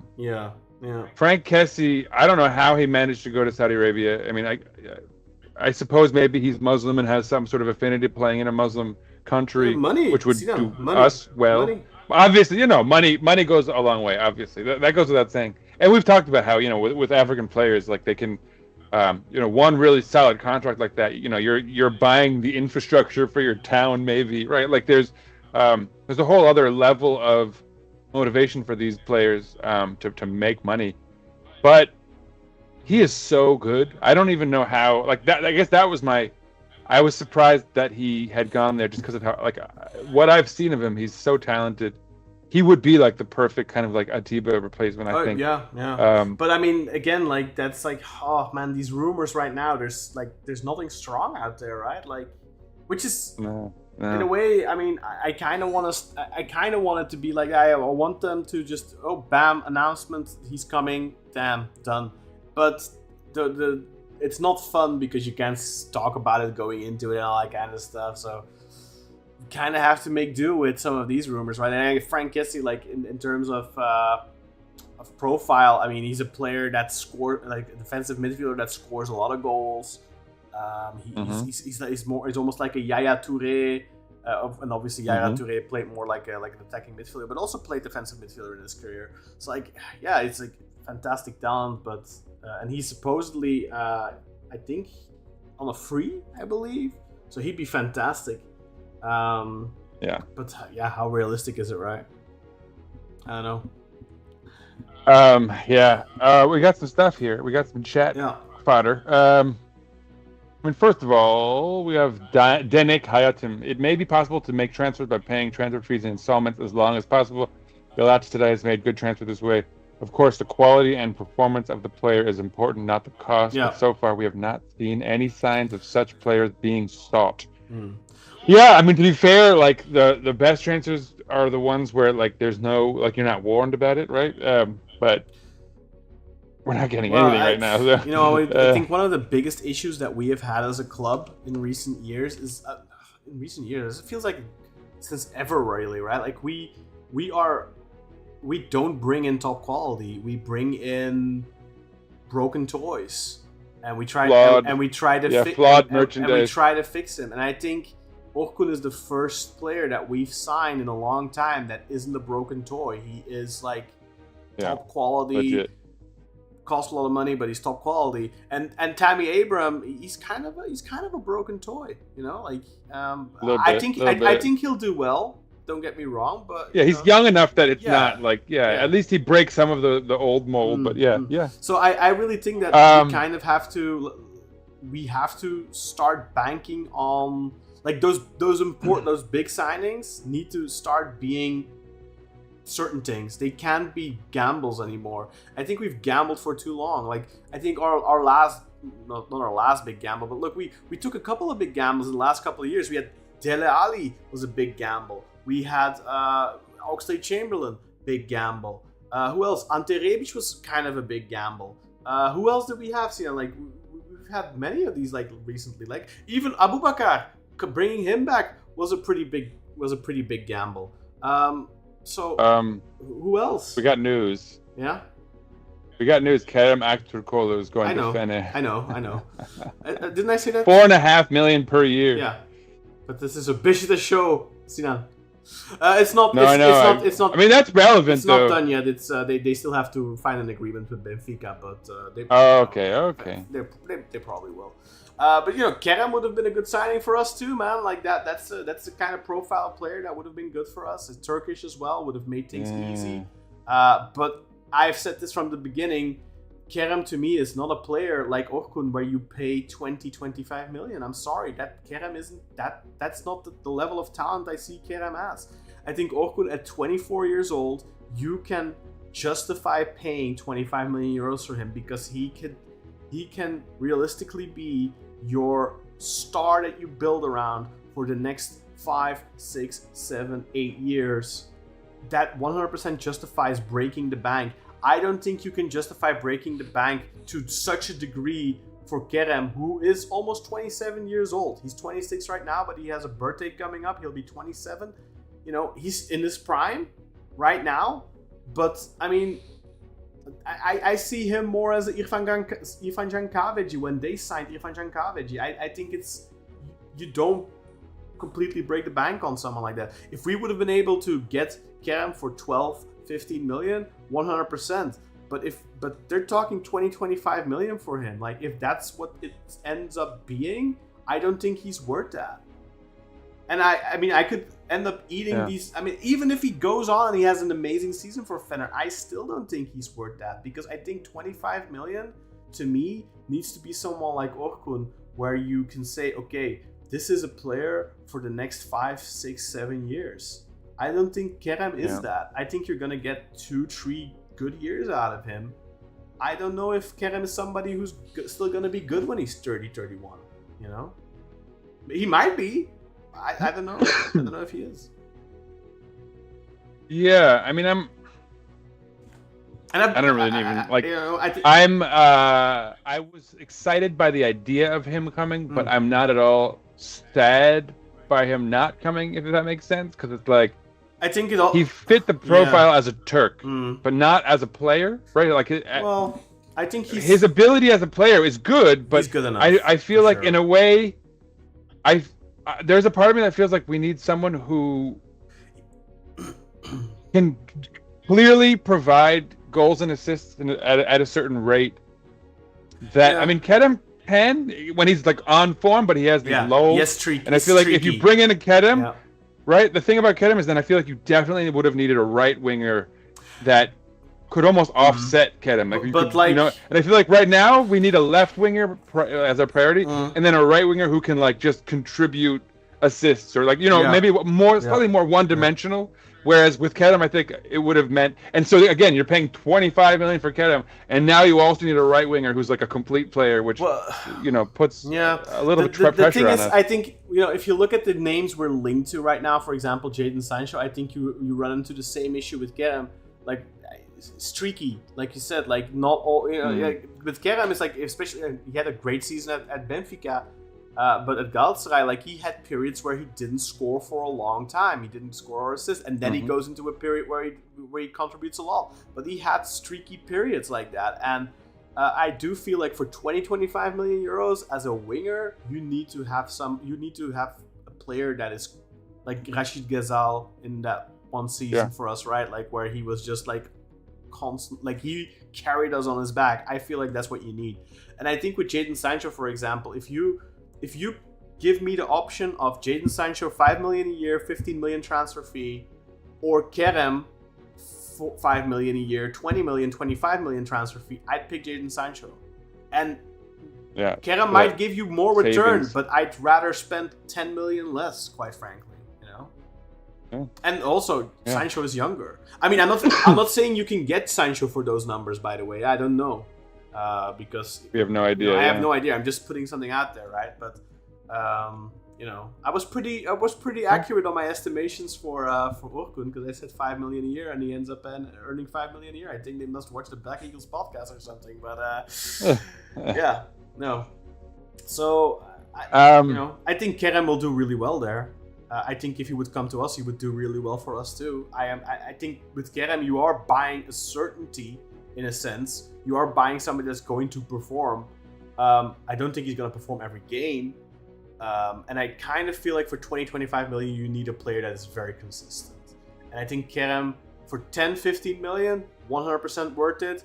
2025, I think that's too much for us. Fenerbahce, of course, working with a different, they're working with different numbers. But you can't forget as well, like their record transfer is 19.5 million right now. So like they've never signed anyone over 20. So if they're gonna end up if you're gonna end up making Kerem their record signing, that's them. That's like they're doing some petty. There's some petty work there for sure as far as pissing off Galatasaray today. I don't know about that. I think it makes sense for them to bring him. I think. No, it does. It does. Although didn't they just bring in Armand Lorient at left wing? No, they didn't sign him. I didn't. Oh fuck! I'd prefer him. There's so much. Let's get him. There's so much. Sinan, like there's so much stuff. Like every day in the media, Fener got this guy, Galatasaray got this guy. Like Ederson is in Galatasaray's goal for 3 weeks already, right? Like no, he's not there yet. They haven't signed shit.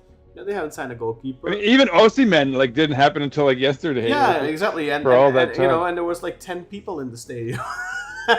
Did you see that? Did you see that? Yeah, that was pathetic. Oh man! I mean, granted, they charged ticket. So you had to pay to get in. Oh my god! Of course they did. They had a friendly game against Lazio, so they made it like a combo thing. Like, oh, you can come for the signing ceremony, and you can come for the match. But like the cheapest ticket was 1,300 lira. Like I mean, if anything, to me, that screams alarm bells because that means they're desperate for money.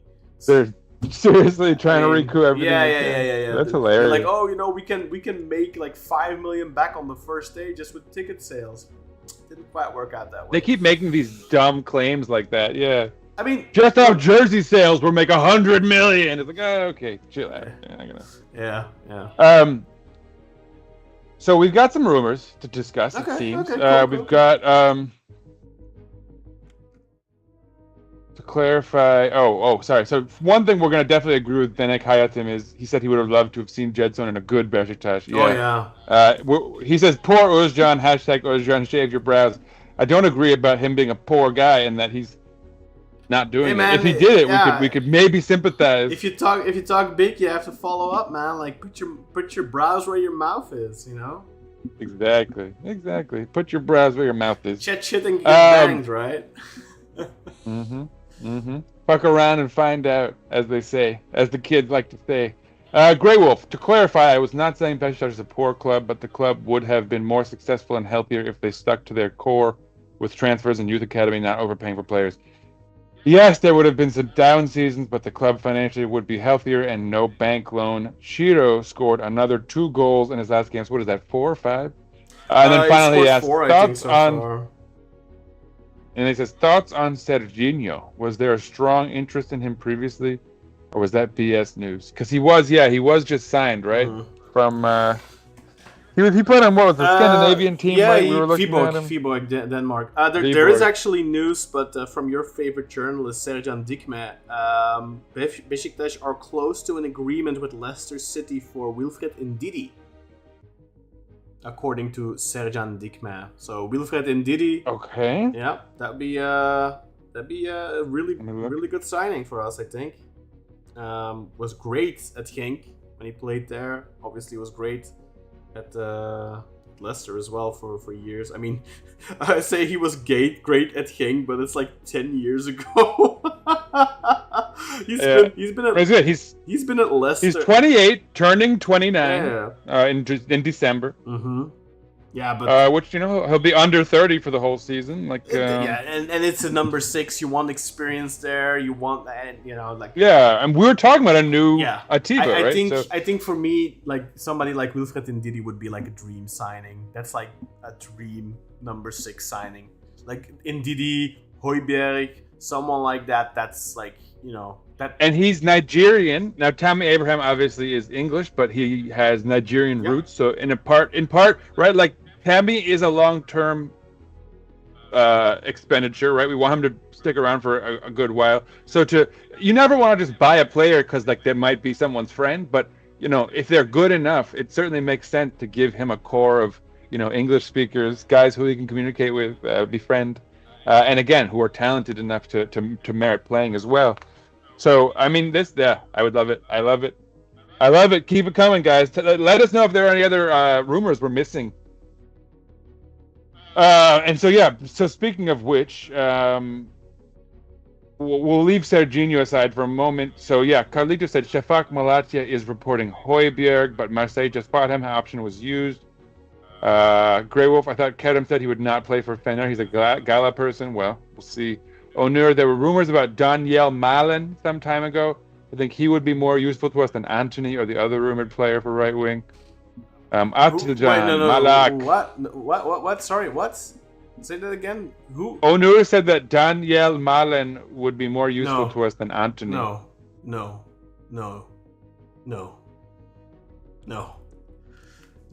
That seems definitive. No.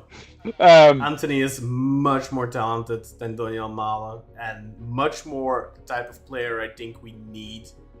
Because Daniel Malen is a runner. He's more like a Kerem Aktürkoğlu type, but less of a no. I think we need tricky players, man. We need elusive, tricky players who love to dribble, who love to take on their direct opponents. And Daniel Malen is more like a second striker. No. We don't need that. We already have that with Rafa. We need actual wingers who beat their man consistently, who can score goals, who can assist goals. So if I had the choice between Daniel Malen and Anthony, that's a no-brainer for me. I'd take Anthony every day of the week. And I'd pay 20 million on top of that. I mean, I don't have that, but I would if I could. Atilcan says Sercan Dickhead is saying we're close to signing Ndidi. Yeah. Shafak Malatya is saying we're pushing for Højbjerg. They play in the same position, so maybe one is like putting pressure on the other to sign, and I think you'd assume that would be Højbjerg because there's no way we're signing Højbjerg, I don't think. Alp. Good to see you, Alp. I think he's been here before, I believe. The main problem about transfer rumors is that we're always linked with well-known players, which makes all of us think that the board does not have real plan for building the squad. Yeah. I mean, we'll see who we sign, right? Now Atos has lots of Ndidi stuff coming out. Grey Wolf didn't Galatasaray say they have large amount of money in the vault? What the hell happened to Dele Ali before his downfall? He was top start in Europe. So. And then finally, Carlito says that Ridvan, Chiesa, Taremi. There is a lot of noise. So maybe your timing is good. Yeah. Maybe we'll get a signing in before we close out. No, I don't think so. But I think the thing with Ndidi, like quality-wise, profile-wise, perfect. The big issue with Ndidi is his injury history, his injury record in the last 5 years. Yusuf just looked this up, and apparently he's missed 75 matches in the last 5 years. That is a lot. On the other hand, he has missed 75 matches in the last 5 years, but last season 30 games, season before that 36 games, season before that 30 games, season before that 31 games, season before that 36 games, season before that 39, season before that 40. I mean, so it's not like he's not playing. He is playing at the bare minimum 30 games a season, but I do think it's very important that R6, whoever we get, is going to be a player that can play 45, 50 games. So that is an issue there. Obviously, Leicester haven't been in Europe the last couple of years, as far as I recall. So, like, they have less games to play. But the Premier League is 38 matches. Then you have the FA Cup, you have the League Cup. So they still have a 45-ish match season, and he's playing only 31 games out of that the last couple of years. So that is worrying. So he's missing like 10, 15 games per season. That is a problem. But in terms of profile and in terms of ability, I think Wilfred Ndidi is a dream transfer. But that injury history is a problem for sure. Højbjerg, much better in terms of injuries, like no massive injuries that I can tell. I think he's played like 40 plus games in the last 5 seasons or so. So that is fantastic. And he's a great quality player as well. He would be a dream signing too. I think both Ndidi, Højbjerg. If I got to choose, I'd pick Højbjerg just because he plays more games. Although, actually, this past season for my site, 32 matches Højbjerg. Season before that, 39. Season before that, 44. Season before that, 48. Season before that, 53. So in the last 5 years, he definitely... It's on the decline. Yeah, but in the last 5 years, he definitely has more games played than Ndidi. So if I got to pick, I'd probably go with Højbjerg because he has less injury issues. But both, I mean, I think both of them would be great transfers. But obviously Ndidi would have to be fit. According to Corriere dello Sport, the black whites have reached an agreement in principle with Inter's Mehdi Taremi. That would be great. So obviously that would mean with the player, not the club yet. But whether that's true or not, look, I think if that's true, that would be fantastic. I think Mehdi Taremi is the perfect second striker because he is actually good enough to be the first striker. He's 33 years and he's tall. He's 33 years old, but he's a great header of the ball. I think he would be. He's like Luc de Jong. I think that would be a fantastic signing because that would cover us. Would cover us for Abraham, and I think Abraham is going to be good for us, but I think he's going to miss some games. I think he's not going to be able to play the full 90 all the time. You still have to keep into consideration, he's coming off of that ACL injury in 2023, 24. So he's been fit for a year maybe, but ACL injuries are tough to come back from. So Mehdi Taremi for me. Also a dream transfer in the sense of fantastic second option, I think. And it's the right profile in that he's older, so that you don't feel bad about him being a backup. Oh, he needs more playing time. We got him wasting time behind Tammy Abraham or anything. But at the same time, he's very obviously good enough that you not only have him there if Tammy gets injured, but even if you want to keep Tammy healthy and, have a bit of a rotation, have someone to play the last 20 minutes of games where you have a lead or whatever it might be, you have a quality player you can bring in and you're not losing much on the pitch. So that would be fantastic, I think. I mean, all of these, Ridvan is a guy who I was not a big fan of, but if you have a guy like Jurasek and he's there for depth and you're not paying too much, why not? He's Turkish. There's not really any talent as far as a good Turkish fullback beyond, so it makes sense to bring him in for depth. Chiesa, that's an interesting. I'll let you talk about Chiesa. You've been on that thought for a moment. I used to be a really big fan of his daddy, and I think he is a really, really, really talented player. And back in 2021 when Italy won the Euros, I think he was the fulcrum of that team. Unfortunately, he has had a really bad knee injury as well, and I think he's had some recurring injury issues afterwards. Some people, when they come back from an ACL injury, unfortunately, their other muscles start compensating and start getting more injuries. If you look at Memphis Depay, before he had his ACL injury, he had very few muscle injuries. After his ACL injury, he had a ridiculous amount of muscle injuries. I think Chiesa is kind of in that same book. So in that regard, I think it's very risky. He's a class player, and if he can find his former form, he would be one of the best players in the league, no doubt. The problem is that that's a lot of ifs there, and that's a big risk to take. And I think we have to have a certainty in that winger position. So unless we bring in another winger next to him, so we bring in a left and a right winger, I think it's a big gamble. He's a fantastic player. He's a fantastic talent, but yeah, we saw Nicolo Zaniolo at Galatasaray, right? Like there were definite flashes of his brilliance pre-ACL injury there, but at the end of the day, he was a disappointment, and I'm a little afraid, and I'm for that with Chiesa. And I've said this before. I think we should stop making a collection of former ACL injury players. Like we have too many of them as is. We have Tammy now. We have Tayyip, we have Najib, we have Amir. We have too many players with a very, very bad knee injury in their history. So I think we need to get less of those, not more. So while I'm a big fan of the player Chiesa, I'm worried about that.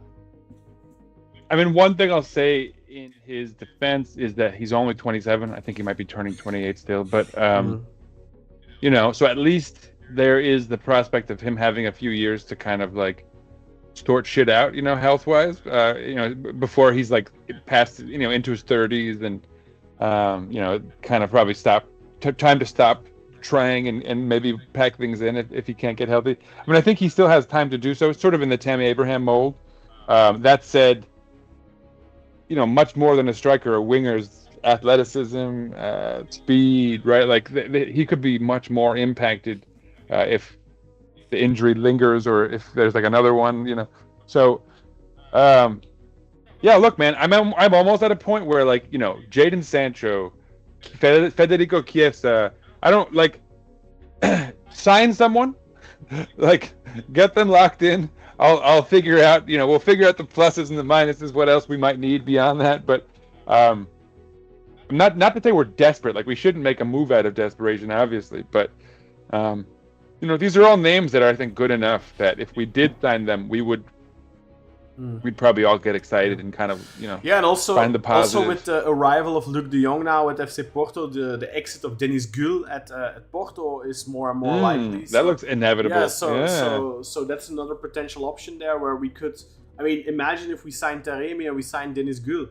That is two strikers. We would go from having one proper striker option to suddenly having three. Well, 2.5, I would say, because Dennis Gül is still very much a player that's developing. But also a good profile, tall, good with his head.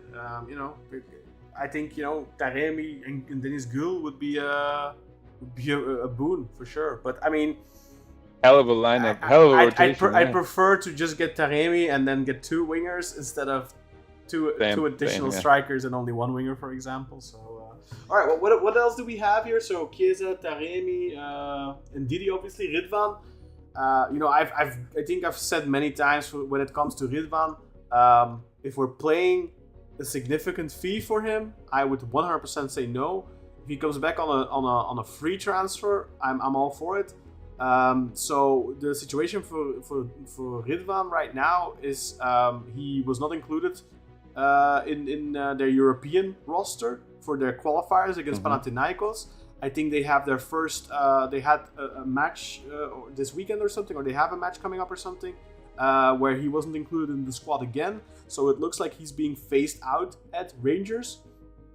If we can get him cheap, and look, I've always liked Ridvan. I think he's a really good player. I think when he's fit, I think he's a good defender.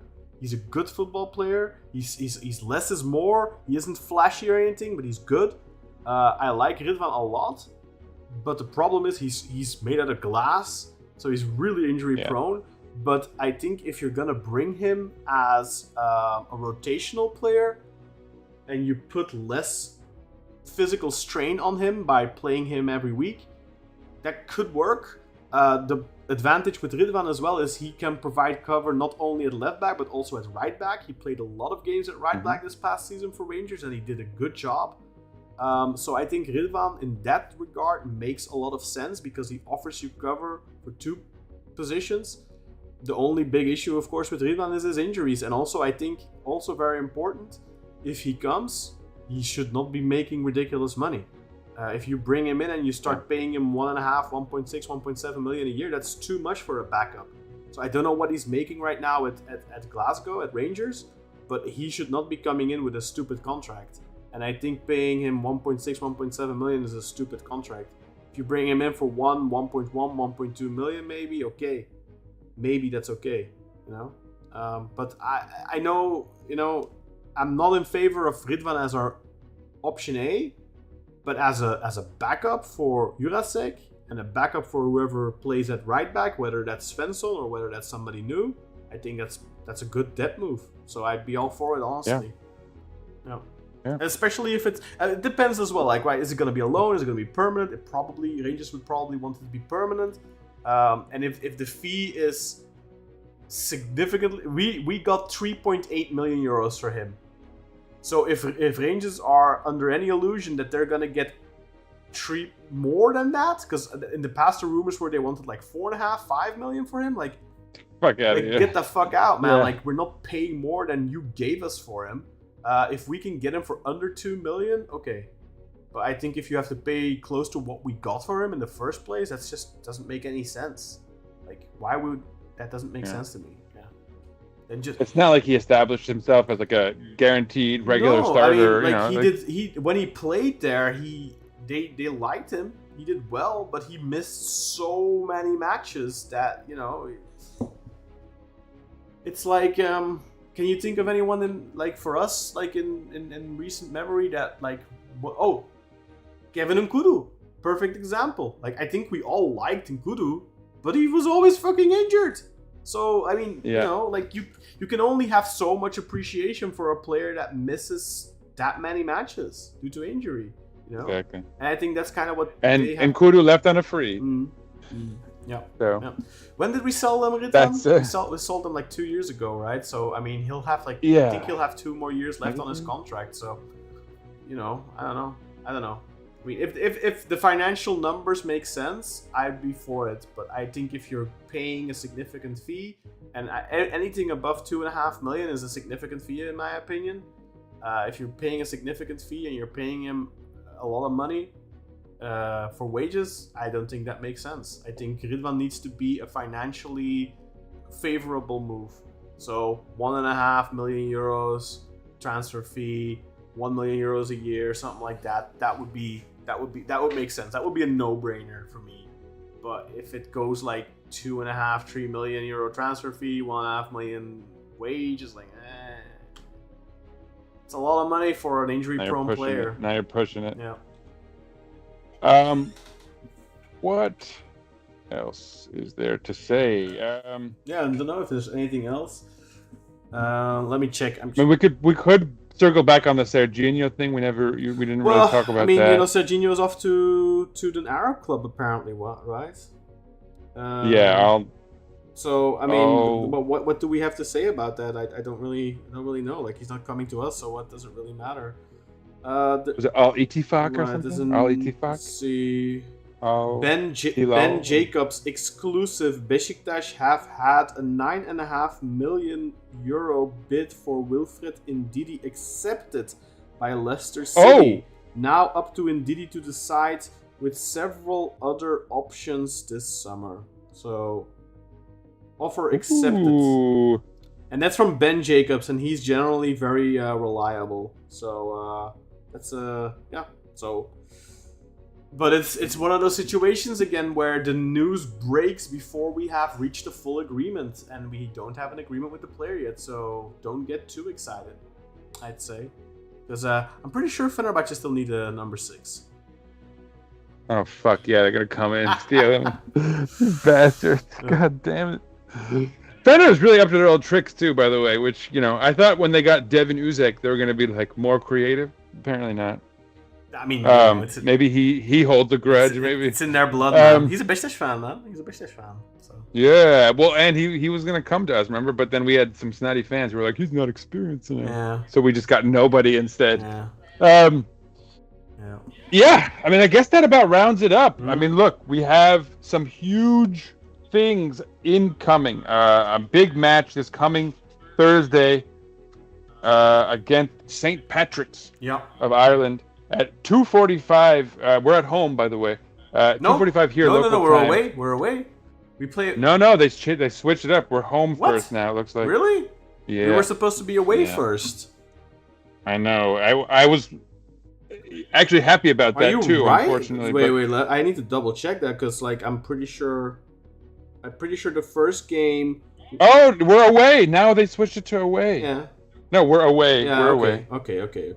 Good. We're away on Thursday. Good. Okay, so we're away. It's at 8:45 Central European Time, and then the 2:45 in New York. And the return is at 9 Central European Time, 10 local time, if I'm not mistaken. Or no, is it at 8? What time is it in New York? See now the return is that at 2 or at 3 for you?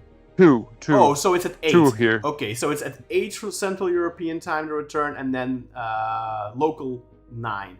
So that's in 2 weeks on Thursday to return in the Tupper Stadium. And this coming Thursday, we're playing away in Dublin at 2:45. I'm not sure about the venue yet because Ronan was saying their own stadium is too small, so they'll probably have to play in a different stadium. So they'll probably play like in the National Stadium in Dublin or something, I think. That's what's happening. It's listed as Talacht Stadium in Dublin. They must have. That's probably why it was.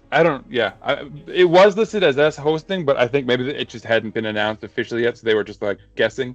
But yeah, it seems like they've assigned a stadium. It had been decided beforehand already, before the. Yeah, I thought we talked about it, and I thought so. But then I was looking at the listings for my calendar, and it gave me the emphasis. So, I mean, FOTMOB, yesterday, and so today they switched to having a stadium in Dublin, and yeah. Let us know in the comments, by the way, guys, if you're planning on going, or if you're in the UK, if you're in the group chat, let us know in there. I know a couple of people. I think Özcan and Kartal are thinking about making the trip. So let us know if you guys are going. Maybe come into the WhatsApp community and talk with your fellow Beşiktaş fans. Maybe a bunch of you can go together. I think it could be a fun little trip. Maybe we'll see. You can meet our co-host live. Maybe Ronan and I don't think Gatal will. Sophie. I don't think Gatal will be going, most likely, probably. But maybe And of course, one of our VIP members as well is from Ireland. So. Dara. Dara is from the Irishman. Dara, the Irishman, Hensey. He is from Ireland as well. So So a couple questions, Con. Before we close out, Steve Alter. So, I mean, it's not really a question because we've already answered it, I guess. Steve Alter says, close on signing Ndidi. What do you think? Steve, we actually just had a pretty in detailed conversation about Ndidi. In detail, Ndidi. I don't know if you guys caught that. That's clever. Yeah. But yeah, we just did that, rewind 5 minutes. Just when the rumors came in, we talked about it a lot. Quick summary, great player. We're hyped. Hopefully he'll stay healthy. Profile-wise, ideal. Really, really want him. But injury issues over the last 5 years. Missed a total of 75 games. So that is something that is a concern. But obviously, the Super League is a little bit less demanding physically than the Premier League. So fingers crossed that he's able to play more. If it ends up happening, right? Because Leicester accepted doesn't mean Ndidi will accept. Because Ndidi undoubtedly has options. Right. He's somebody that I'm surprised the Premier League club hasn't snapped him up, honestly, because he's been one of those players that I feel like after Kante left, he's been one of those players that has been really had some hype behind him as the new Kante for a while and stuff like that. So definitely excited about that. Hopefully, this is perhaps the perfect exit point here. Atil, the new Pope Malak, says if we end up doing Ndidi, Sancho, and Taremi, I'll need to go to the paint store. And if you're not familiar with what he means, he's talking about paint thinner. He's talking about the synergy aspect of our fandom. He's ready for it, which according to his who was he harassing recently on social media? I believe in his paint thinning habits at this point. No, I'm kidding. Yeah, I mean that would be epic if we could get those three guys locked in before St. Patrick. I mean, I think the registration. There's some confusion as to whether or not it's already passed. Certainly, we can register 2 new players up until the day before the match. So, even just 2 of those, I'd be pretty hyped. I think they should be a lot more flexible when it comes to this kind of stuff, man. Like seriously, man, it's so stupid. I mean, at the end of the day, I honestly, even though I've said so many times, I think it's really detrimental how unbalanced our squad is. But I do really think that. If you can't beat St. Patrick's with the current squad, that's grounds for dismissal, quite frankly. Yeah. We don't even need to speculate because it should be impossible. And if it's not, then we can definitely open up that conversation because yikes. But that said, I'd love to see some new guys on the team and, start to play, start to get comfy over there. I don't know what that was. Everything all right? What? There's like a hold on the call. There's a hold on the call. Oh, no? I think we're okay. I think we're okay. Maybe it was maybe my internet slipped. Yeah, no, look, man. It's exciting. I'm glad we got some rumors to kind of close the episode with. It'd be sort of weird if they announced something right after we end, but that might be where we are. Stay tuned for more. We will be back shortly with news about whatever moves are made. I know Khan will likely do a interview with someone to get information about any transfers we bring in. Do stay tuned, of course, for my Schwarting report. There's another update on Ndidi from Sky Germany. And this one isn't a good one, I think. Beşiktaş have reached an agreement with Leicester. But the player also has offers from the Bundesliga and Ndidi. Ndidi staat momenteel. So he hasn't made a final decision yet. So like I said, let's not celebrate too early because we've had these situations before. Knock on wood.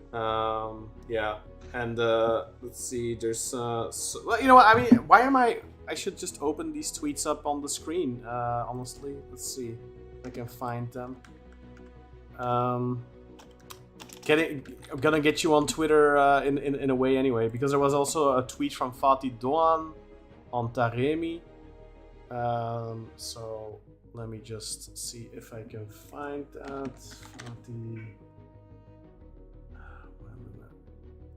I know we were winding down there, Sinan, but sorry, but I feel like it's coming in pretty quick. Of course. As well. Let's see, Fatih Doğan's tweet, and then let's open. Where is it? So there was a tweet from Fatih Doğan on Meditaremi. Where is it? Where the fuck is it? Fuck's sake. I hate it when some people have these timelines that like are full of their own old tweets with retweets and shit. So it's like really annoying. Yeah. Let me just see. All right, let me just open that here. Oh wait, is that from Fatih Doğan, the tweet? Let me check. Oh yeah, that's from Fatih Doğan, and now let's see. Gonna bring this up on the screen, Sinan. Do it. There it is. There's the tweet. So there was a meeting regarding Mehdi Taremi. Serdal Adalı is working intensively on the Taremi transfer and other players. So yeah, I mean that's promising, right? Like if we can bring him in, that would be good. Ndidi obviously great option, but you know not done yet. So let's not celebrate. Let's not celebrate too early, right? That's important. I'm just gonna check Haber Kartal if they have any interesting tweets to bring up quickly.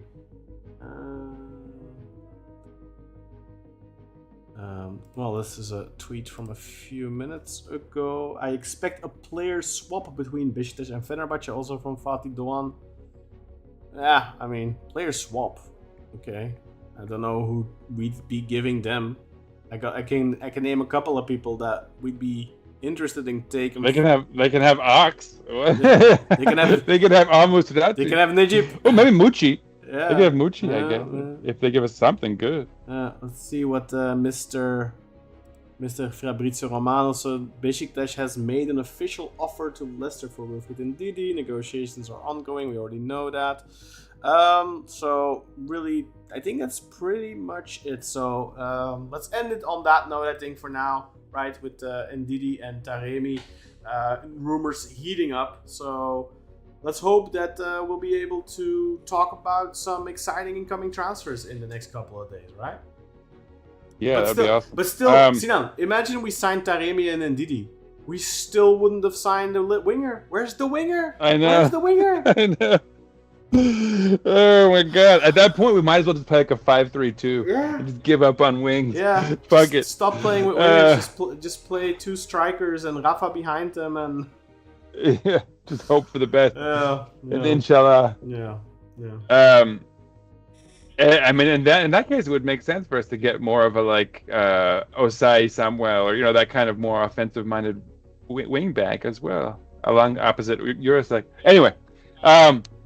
Yeah, stay tuned for more. We will definitely be back with some news regarding transfers. Certainly, we'll be back to talk about St. Patrick's Day coming a second time this year. When does that usually come? I don't even know the date. It's in March. It's in March typically. So. Do you go out and the drink second green St. beer? Patrick's? Do you go drink green beer? No, I don't. There's a terrible thing that people do where they it's like a pub crawl and they get just wasted, and so you see people like fighting on the streets and shit. Like it's a mess. Like I try to stay in on St. Patrick's. In the spirit of the Irish, right? That's right. But on Thursday, for second St. Patrick's Day, I'll be out celebrating, hopefully. But yeah, so stay tuned for that. 2:45 local time. Check your local listings. I think we said not local time for you. For you. I mean, for me, local. Yeah. Check your local listings. I'm saying check your local listings. I mean, but yeah, we will be back. Stay tuned. The Schwarting report is coming. I'm probably going to record tonight or tomorrow. I mean, it depends. Ural, the financier, I might give him the month off because there's not a lot of financial news to discuss. It's mostly transfers as far as the grade for the board. It won't be a good grade as things stand currently. Rightfully so. But we'll see how things go. Yeah, we'll see how things go. But yeah, so stay tuned. Should be a really fun Schwarting report coming out in the next day or so.